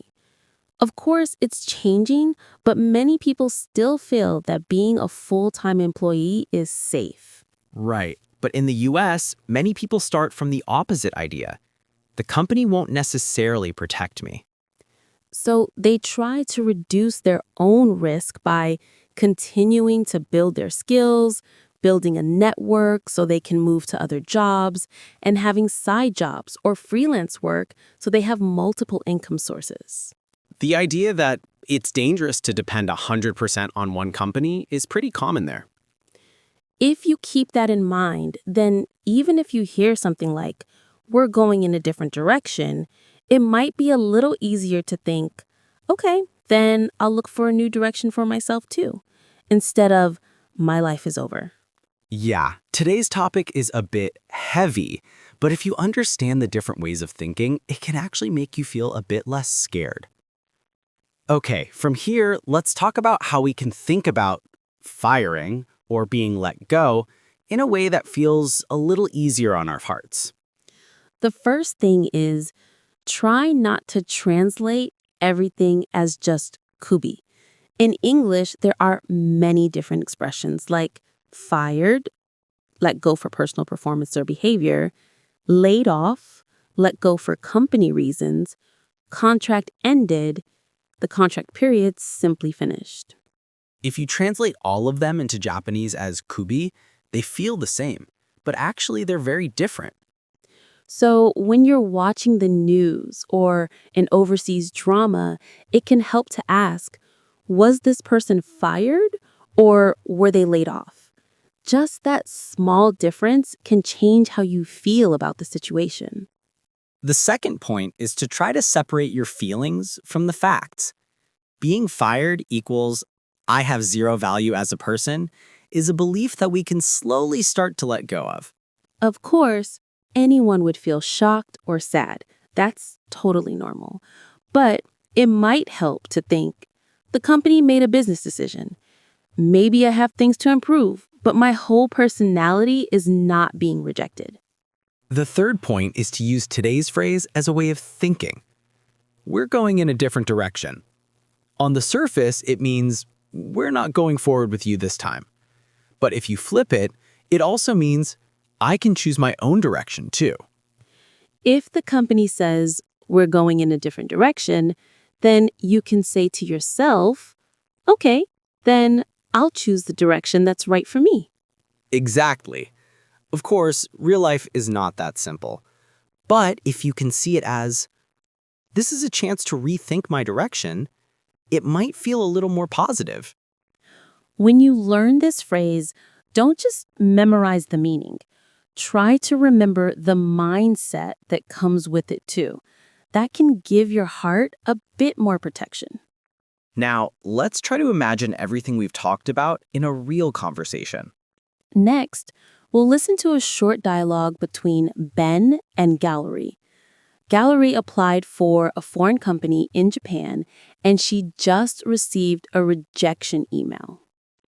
In that email, you'll hear today's phrase, we're going in a different direction. Listen and imagine how she feels when she reads it and how Ben explains the meaning. All right, let's listen to today's dialogue. Hey, Kaori, you sighed pretty deeply just now. Are you okay? Yeah, I just got an email from that foreign company I interviewed with. In the end, I didn't get the job. Oh, I see. What did the email say? It said, we're going in a different direction. I was really shocked. It kind of felt like, so I'm being rejected, right? I'm not good enough? Yeah, I understand why you'd feel that way. But that phrase doesn't mean you're terrible or you're a bad person. Really? It sounded like, we don't need you. In reality, it's more like, this time we chose a different type of person. It's a pretty standard business phrase, just a kind of polite way to say no. I see. But still, I feel pretty down. Yeah, of course you do. But think about it this way. We're going in a different direction means the company chose its own direction, right? Yeah? Then you can choose your direction too. Like, okay, I'll look for a company that really fits me. Ah, I kind of like that way of thinking. I actually feel a little lighter now. And foreign companies' hiring decisions often depend on timing, team situation, lots of small factors. We're going in a different direction is just a template phrase they use a lot. So it doesn't automatically mean I'm the worst, right? Not at all. In fact, the fact that you got to the interview stage means they saw something good in you. Yeah, when you say it like that, I feel more confident again. Okay, I think I'll start looking for my next opportunity. Nice. I like that attitude. Maybe the next company will be one that really wants to go in the same direction as you. So, how is that? In this dialogue, you could see how the phrase, "we're going in a different direction," actually appears in a rejection email and how it feels for the person receiving it. At first, Calorie reacted like, "Am I being treated like I'm useless?" She was really discouraged. That reaction is very understandable, especially if you have the kubi equals huge life event feeling we often see in Japan. But Ben explained that it's more of a template-style business expression. It's less about "you are awful" and more about "we chose someone else this time." That's the key point. "We're going in a different direction" is a very American-style phrase used to avoid attacking the person, keep things polite, but still communicate the final decision. And in the end, Ben turned the meaning around in a more positive way. He said, if the company chose its direction, you can choose yours too. That connects to the American idea of job security. Instead of expecting one company to protect you forever, you move with the flow and keep choosing your own path. So if you ever receive a message like, "we're going in a different direction," try to remember today's dialogue and think, this is about their direction. I can still choose mine. Now, to deepen your understanding, let's listen to the dialogue one more time. This time, focus on the emotions and the nuance of the phrase. Hey, Kaori, you sighed pretty deeply just now. Are you okay? Yeah, I just got an email from that foreign company I interviewed with. In the end, I didn't get the job. Oh, I see. What did the email say? It said, "we're going in a different direction." I was really shocked. It kind of felt like, so I'm being rejected, right? I'm not good enough? Yeah, I understand why you'd feel that way. But that phrase doesn't mean you're terrible or you're a bad person. Really? It sounded like, we don't need you. In reality, it's more like, this time we chose a different type of person. It's a pretty standard business phrase, just a kind of polite way to say no. I see. But still, I feel pretty down. Yeah, of course you do. But think about it this way. We're going in a different direction means the company chose its own direction, right? Yeah? Then you can choose your direction too. Like, okay, I'll look for a company that really fits me. Ah, I kind of like that way of thinking. I actually feel a little lighter now. And foreign companies' hiring decisions often depend on timing, team situation, lots of small factors. We're going in a different direction is just a template phrase they use a lot. So it doesn't automatically mean I'm the worst, right? Not at all. In fact, the fact that you got to the interview stage means they saw something good in you. Yeah, when you say it like that, I feel more confident again. Okay, I think I'll start looking for my next opportunity. Nice. I like that attitude. Maybe the next company will be one that really wants to go in the same direction as you. Okay, let's quickly review today's episode. We started with the question, is it true that Americans get fired all the time? And we talked about the difference between fired and laid off, how the US is more like hired and changing jobs quickly than just fired quickly, Japan's soft firing culture, the American style of using soft but serious phrases, European countries where it's even harder to fire people, and how losing a job can be a much bigger issue for foreigners because of visas and insurance. And finally, the different ideas of job security. And our key phrase today was, we're going in a different direction. That phrase means things like, we're not going forward with you this time. We've decided to choose a different person, and it's used a lot in business situations. If you know this phrase, then when you read a rejection email, hear about a contract ending, are removed from a project, you can think, this is that standard phrase, and maybe stay a bit calmer. And at the same time, when you hear, we're going in a different direction, you can also think, okay, then I'll go in the direction that's right for me. Firing and layoffs are scary topics, but if you understand the language differences, the cultural differences, the mindset differences, it can feel just a little less scary. We hope that today's episode helps you look at working abroad and the risks in your career from a slightly wider, more relaxed angle. And from a language learning point of view, make sure to write down, we're going in a different direction. Practice saying it out loud a few times so it becomes 시선, more natural for you. All right, everyone, that's today's episode of Ears Up English. Strong ears, strong English. Keep training your ears every day. Try the phrase from today's episode and see how it changes your conversations. We'd love to hear how it works for you. And if you enjoy our podcast, we'd really appreciate it if you hit the like button. And don't forget to subscribe to our channel so you never miss a new episode. Join us again next time for more friendly, everyday English. Take care and keep your ears up. Bye!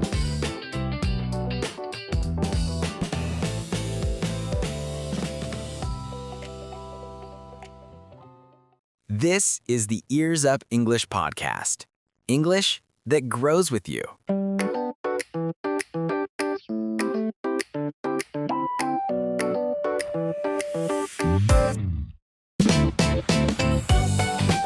Welcome to Ears Up English, where your listening becomes stronger and your speaking becomes smoother. If English still feels scary or stressful for you, don't worry. We're here to help you enjoy English without fear. Strong ears, strong English. Now, let's begin today's episode. Hi, everyone. I'm Michelle. And I'm Robert. Thanks for joining us today. Hey, Robert. How are you today? You look a little tired. Yeah, a bit. Work has been busy and time just goes by so quickly, you know? Suddenly it's Friday again. I know exactly what you mean. A lot of my friends say the same thing. Everyone feels busy and tired these days. Yeah, and that connects perfectly to today's topic. Are Japanese people really overworking? Right. It's something people talk about a lot. And before we talk about culture or feelings, let's start with the basic numbers so the picture is clear.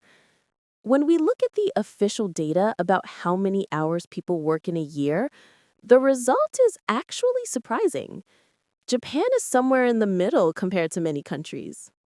And for anyone wondering about the word OECD, it's simply a group of developed countries like the US, France, Germany, South Korea, and many more. So when we say the OECD average, it just means the average among developed countries. Right. And compared to them, Japan isn't at the top at all. Countries like Mexico, South Korea, and Greece work more hours in the official numbers. But of course, those numbers don't show everything. There's a lot that doesn't appear in statistics. Exactly. One big point is the low rate of taking paid vacation. Many people in Japan use only half of their paid days off. In Europe, people usually take almost all of them. Another point is unpaid overtime. There are small tasks people don't report, and many people get work messages after hours. But none of that appears in the official data.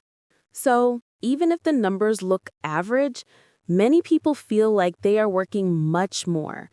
With phones and chat apps, it's easy to feel like you're always at work. Yeah, that constant connection can make overworking happen very easily. And then there's the cultural side, which is huge.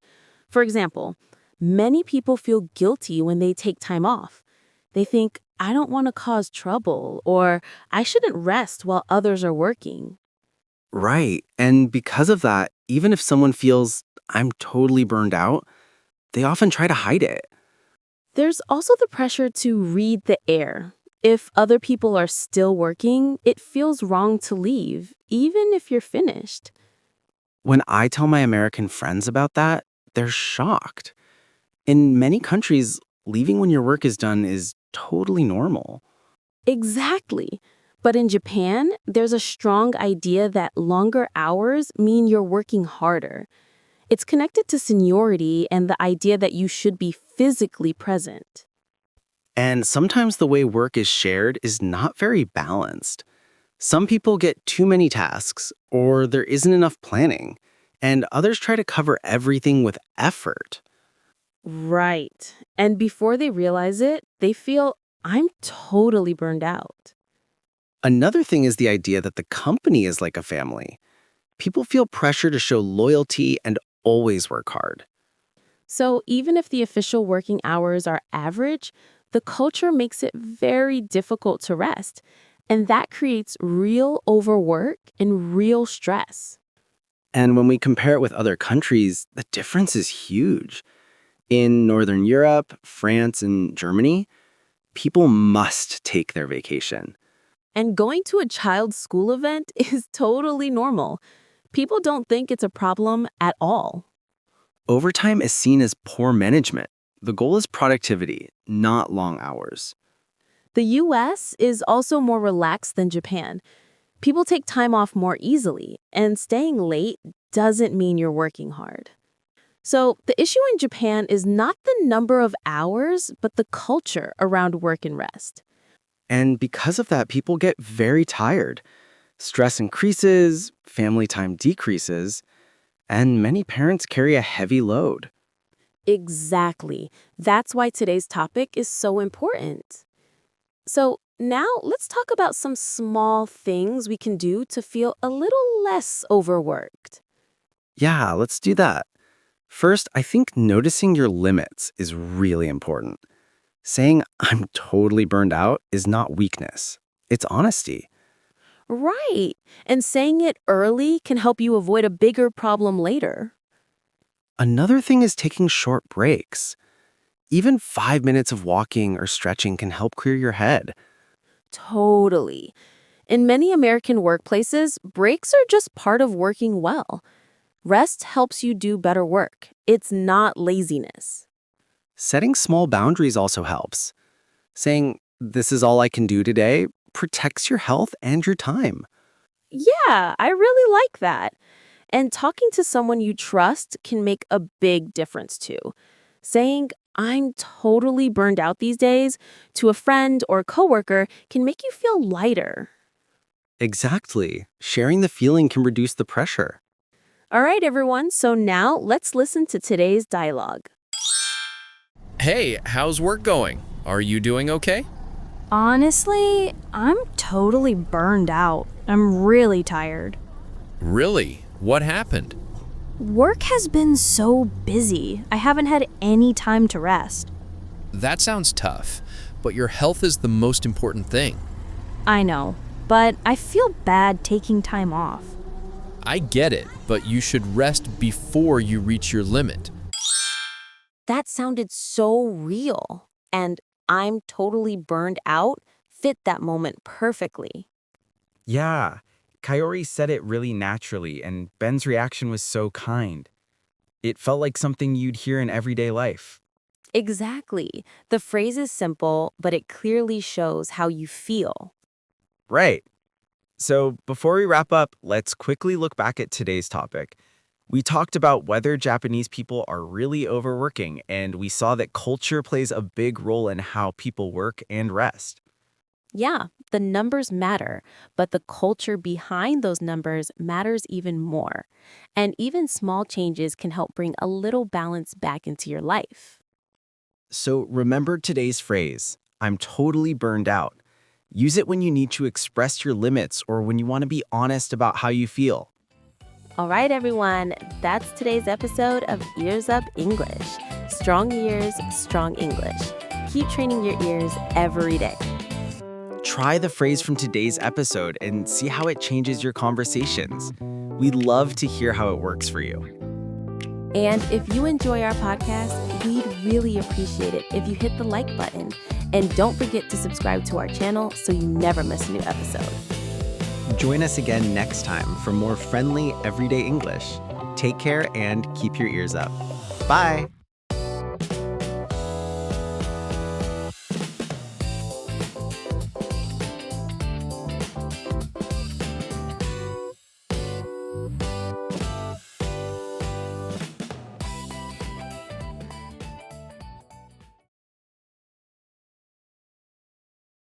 This is the Ears Up English podcast.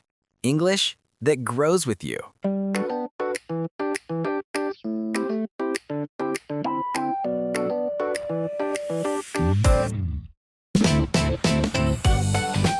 Welcome to Ears Up English, where your listening becomes stronger and your speaking becomes smoother.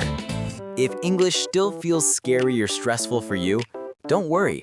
We're here to help you enjoy English without fear. Strong ears, strong English. Now, let's begin today's episode. Hi everyone, I'm Michelle. And I'm Robert. Thanks so much for joining us today.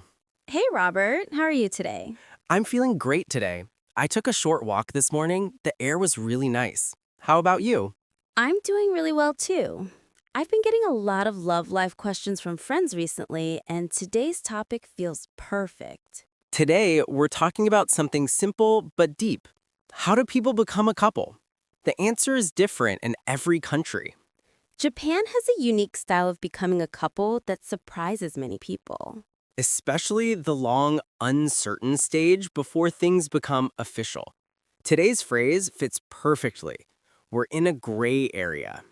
We'll look at Japan's gray area and compare it with dating in the US, Europe, and Southeast Asia. So, first, let's talk about Japan's confession culture. This truly defines Japanese dating. Yes, in Japan, you're not officially a couple until someone clearly says, "Will you go out with me?" And the other person says yes. When you explain to people overseas that you're not a couple unless there is a formal confession, almost everyone is shocked. In the US or Europe, after a few dates, things naturally shift into a relationship. But in Japan, there's a clear order. Confess, get a yes, then become a couple. And the time before the confession tends to be long. During that time, you're not just friends, but not a couple either.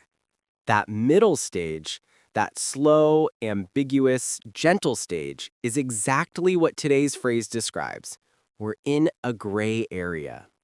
Japanese dating naturally makes this period long because people read the air, hesitate to speak directly, and wait for the right timing. Japan is also a society where people rarely talk to strangers, so romance moves slowly. So why does Japan have such a long gray area? One big reason is Japan's read the air culture. People don't always say what they feel directly.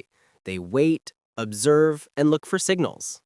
So the early stage of romance becomes a long period of checking.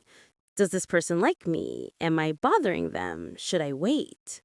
During that time, nothing is official, but something is happening. It's soft, quiet, slow, and very Japanese. And Japan is also a society where adults don't naturally meet new people. So when someone becomes special, people don't want to rush.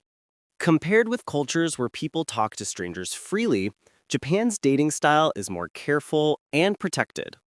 Now, let's look at the US. Dating culture there has a completely different tempo. Yes, the US is very much a meet-first culture. Long messaging doesn't really happen. After a few messages, people say, let's meet and see how it goes. Relationships in the US follow a simple progression: friends, dating, in a relationship. There is a gray area, but it's not as long or heavy as in Japan. US dating moves faster, and people don't wait for perfect timing. Japan is confirm first, then act. The US is act first, then decide. This tempo difference shapes everything. What about Europe? Europe tends to be very natural. People meet through everyday life, cafes, events, communities. There are many spontaneous connections. It's not rushed like the US, and not as cautious as Japan. It feels balanced. There is a gray zone, but it doesn't last forever. After a couple of meetings, people usually talk about where this is going. In Southeast Asia, There's a lot of international dating, especially in big cities. The style is closer to the US, people meet quickly, but cultural values can make people move more carefully. now let's talk about dating apps. Right. Apps have become extremely popular in Japan. But many people say, I use apps, but I still can't meet anyone. That's because apps work best in cultures where people meet quickly. But in Japan, people prefer to message, feel comfortable, and build trust before meeting. So the natural speed of apps and Japan's traditional dating rhythm don't always match. And that mismatch creates, once again, a gray area. Yes, even with apps, relationships often stay undefined for a long time. So what makes Japan truly unique is not how people meet, but how relationships begin. Exactly. People read the air, they don't speak too directly, they move gently and slowly, the gray area is long, and confession is essential. It's a careful, thoughtful style. And that carefulness can create very deep and meaningful relationships. So how do we navigate the gray area? First, uncertain feelings are normal. The gray area is part of Japanese romance. And you don't have to rush. Japanese romance becomes richer because of its slow pace. And today's phrase, "we're in a gray area," is perfect for expressing this stage. It's warm and honest. It doesn't push too much. It simply describes reality. It lets you share honestly without pressuring the other person. Okay, let's hear today's dialogue and see how the phrase works in real conversation. Hey, Kaori. You look kind of happy today. Something good happen? Really? Well, yeah, maybe a little. Oh, is this a love story? Maybe.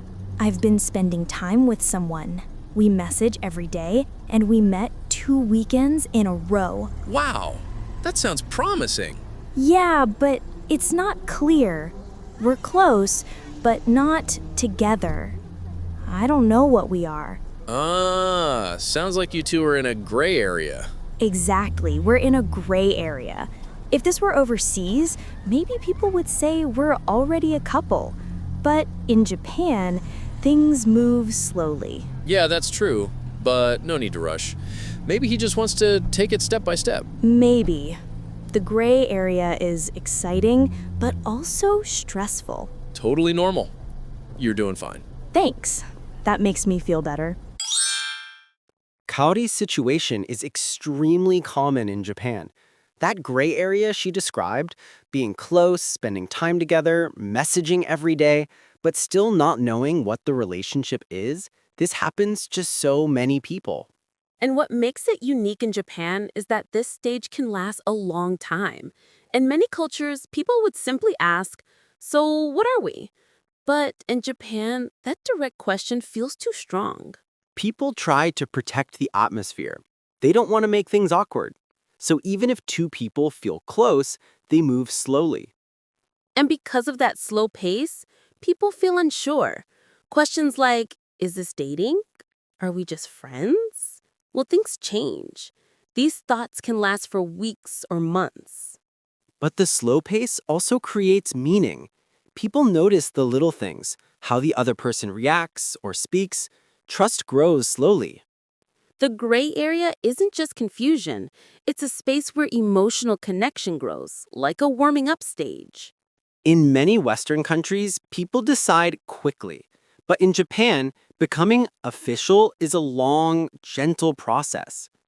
And that creates mixed emotions, excitement, nervousness, hope, fear, all at once.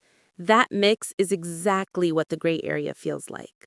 That's why today's phrase, "we're in a gray area," works so well.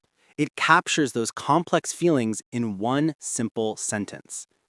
It's honest without demanding anything. It describes the situation without forcing a decision. And it's a phrase people from any culture understands instantly. All right, let's listen to the dialogue one more time. Hey, Kaori. You look kind of happy today. Something good happen? Really? Well, yeah, maybe a little. Oh, is this a love story? Maybe. I've been spending time with someone. We message every day, and we met 2 weekends in a row. Wow, that sounds promising. Yeah, but it's not clear. We're close, but not together. I don't know what we are. Sounds like you two are in a gray area. Exactly, we're in a gray area. If this were overseas, maybe people would say we're already a couple. But in Japan, things move slowly. Yeah, that's true, but no need to rush. Maybe he just wants to take it step by step. Maybe. The gray area is exciting, but also stressful. Totally normal. You're doing fine. Thanks. That makes me feel better. Today we talked about Japan's unique gray area in romance and how it compares with dating cultures abroad. Dating moves differently in every country, but Japan's slow, careful style has its own beauty. Use today's phrase, "we're in a gray area," when your relationship feels gentle and undefined. All right, everyone, that's today's episode of Ears Up English. Strong ears, strong English. Keep training your ears every day. Try the phrase from today's episode and see how it changes your conversations. We'd love to hear how it works for you. And if you enjoy our podcast, we'd really appreciate it if you hit the like button. And don't forget to subscribe to our channel so you never miss a new episode. Join us again next time for more friendly, everyday English. Take care and keep your ears up. Bye!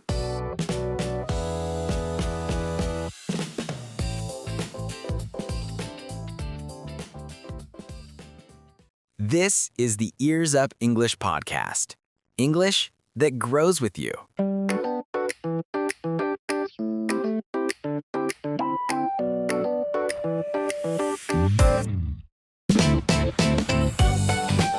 Welcome to Ears Up English, where your listening becomes stronger and your speaking becomes smoother. If English still feels scary or stressful for you, don't worry. We're here to help you enjoy English without fear. Strong ears, strong English. Now, let's begin today's episode. Hi, everyone. I'm Michelle. And I'm Robert. Thanks for tuning in to Ears Up English today. Hey, Robert. How are you today? You mentioned the other day that prices are going up. Have you felt it recently? Oh, absolutely. I went out for lunch with a friend, just a main dish and a drink. When the check came, I looked at it and thought, wow, that's more than I expected. I know that feeling. I went to see a movie and then had dinner afterward. When I added the movie tickets and the meal together, I thought, that was a pretty expensive day out. Dates and meals with friends are fun, but they can be pretty tough on your wallet. Yeah, and every time you go out, one question always shows up in the background. Okay, so who is paying for this? Exactly. It can feel a little awkward, but you can't really avoid it. So today's topic is right there in the middle of that question. Who usually pays on a date? Dating and bill splitting in Japan and around the world. We are going to talk about dates, about going out with friends, and about how different cultures think about sharing the bill. And today's phrase is, it's on me. You can use this when you want to pay for someone. It means, I'll pay. This one is my treat. You can say it to a friend, a partner, or a family member. It is a short phrase, but very powerful. Later in the episode, in today's dialogue, Ben and Kaori will use "it's on me" and talk about how to split the bill after a date. Money can be a stressful topic, but when you know some simple English phrases, it gets a little easier to talk about it. All right, let's jump into today's topic. Let's start with the situation in Japan. In Japan, if you compare paying on a date with paying with friends, the air feels very different, even though it is all just money. Right. If we look at dates first, a very common idea is still, on the first date, the man usually pays. Sometimes he pays the full amount. Sometimes he pays more than half. Fewer people think the man must always pay everything, but many people still feel, at least on the first date, it would be nice if the man leads and pays more. So that image is still quite strong. If you listen to men's honest feelings, you often hear things like, to be honest, paying the full amount every time is really hard. Prices are going up, and if I have several dates, my wallet suffers a lot. They want to treat the other person because they like them, but they also have to think about their real financial situation. So there is a lot of pressure. Women have their own mixed feelings too. I feel sorry if he pays every time. I want to pay my part, but I do not have the courage to say, let's split it. Some women also worry that if they say, let's split it, the guy might think, maybe she is not really interested in me. So in Japan, the question of who pays on a date is not only about money. It is also about how do I look and how much does this person like me? So that makes the whole thing heavy and emotional. But what about paying with friends? In Japan, with friends, splitting the bill feels much more relaxed, right? Yeah. When friends of the same age go out for drinks or dinner, most of the time they just say, let's split it. One person is around 3,000 yen. Sometimes one person pays the full bill and the others send the money later from their phones. The main idea is, let's be fair so nobody loses too much money. Cashless payments are more common now, so you often hear things like, I'll pay the full bill now. Could you send me your share later? So people use a mix of splitting at the table and sending money afterward. It's pretty smooth.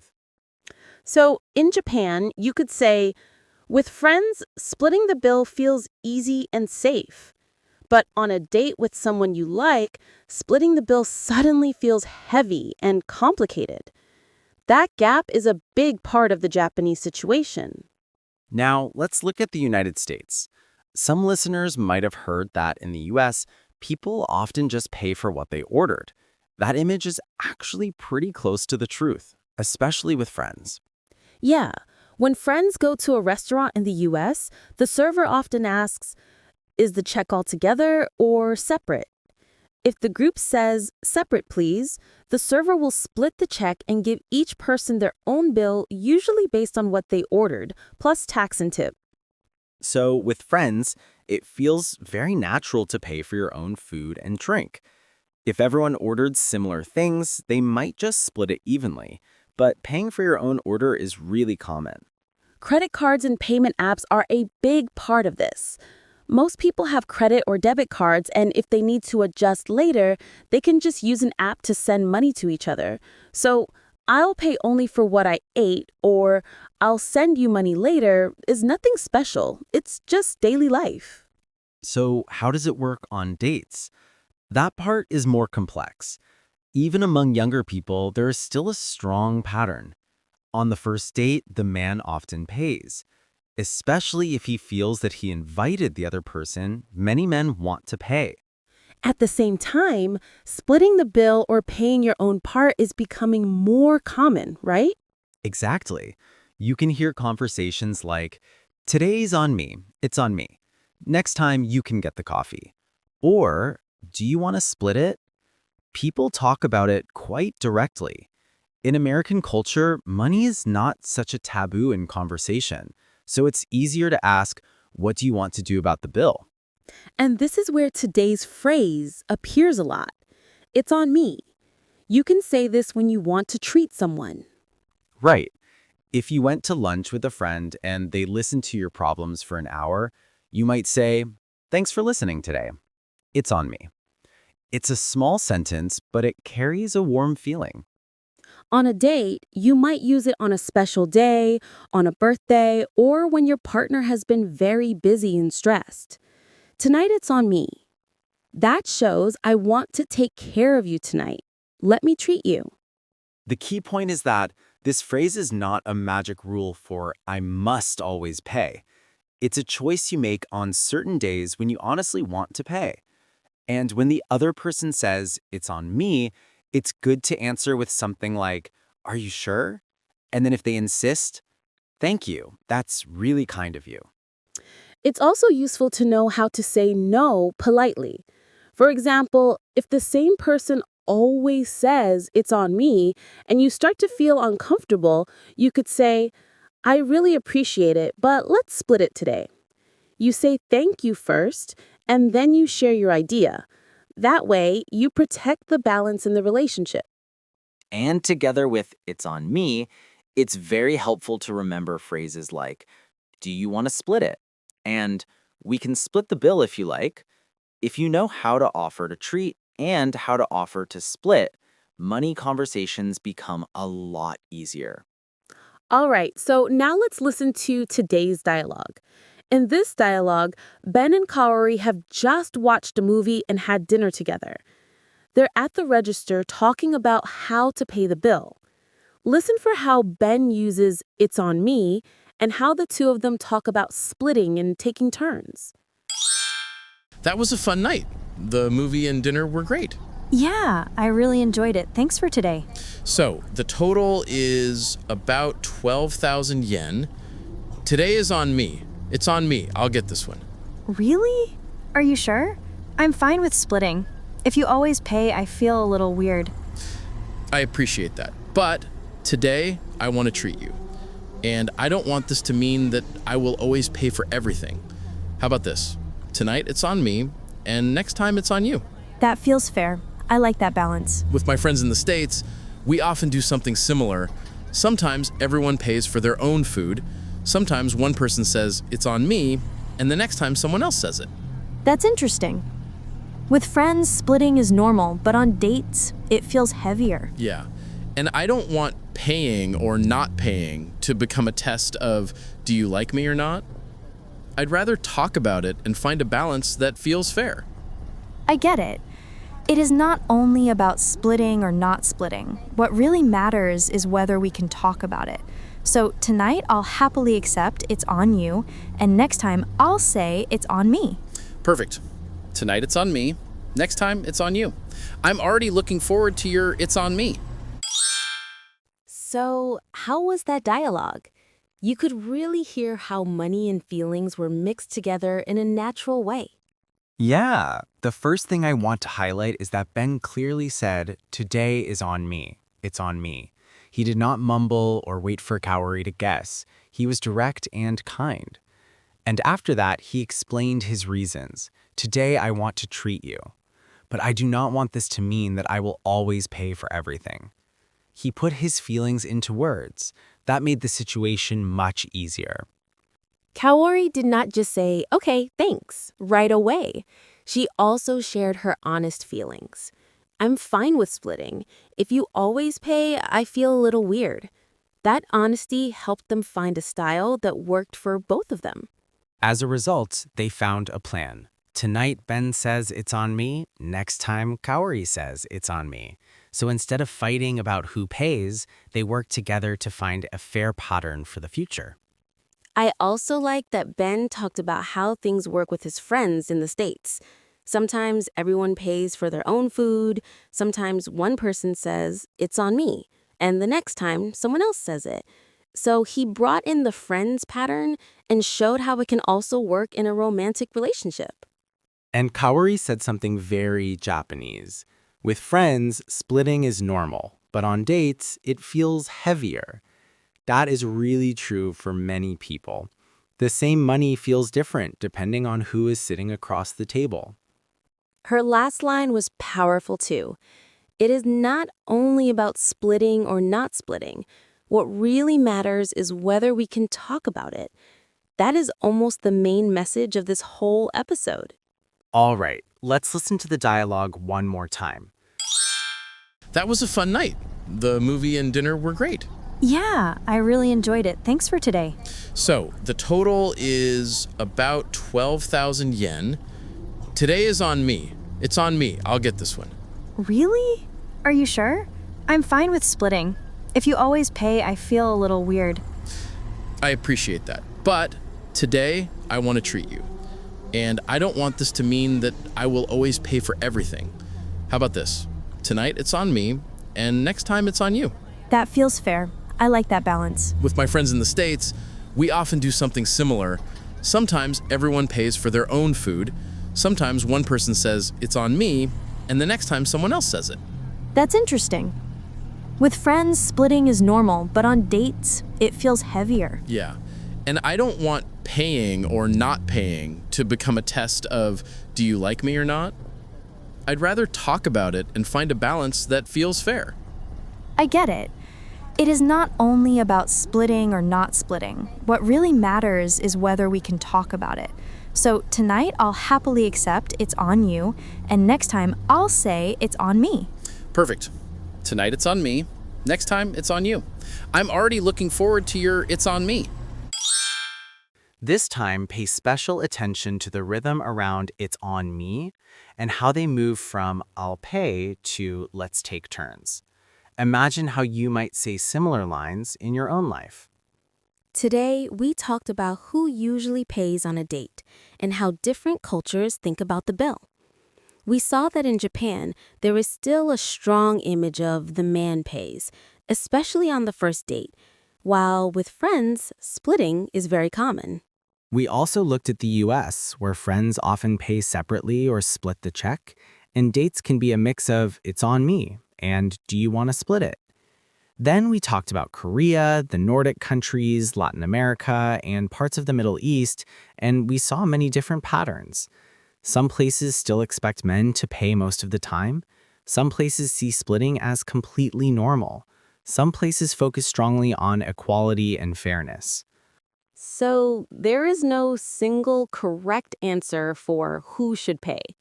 What really matters is not one rule about money, but how the two people talk and decide together. And that brings us back to today's phrase, it's on me. It's a simple sentence, but it can carry a lot of kindness. Sometimes you say it because you want to take care of someone. Sometimes you accept it and say thank you, then plan to treat them next time. A healthy relationship has both.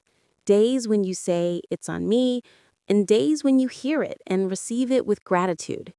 So maybe after this episode, you can imagine yourself at a restaurant or cafe, standing at the register and saying, with a smile, it's on me.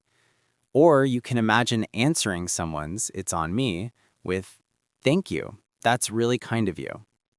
Little by little, you can become more comfortable with money conversations, in English and in your own language. All right, everyone. That's today's episode of Ears Up English. Strong ears, strong English. Keep training your ears every day. Try the phrase from today's episode and see how it changes your conversations. We'd love to hear how it works for you. And if you enjoy our podcast, we'd really appreciate it if you hit the like button. And don't forget to subscribe to our channel so you never miss a new episode. Join us again next time for more friendly, everyday English. Take care and keep your ears up. Bye!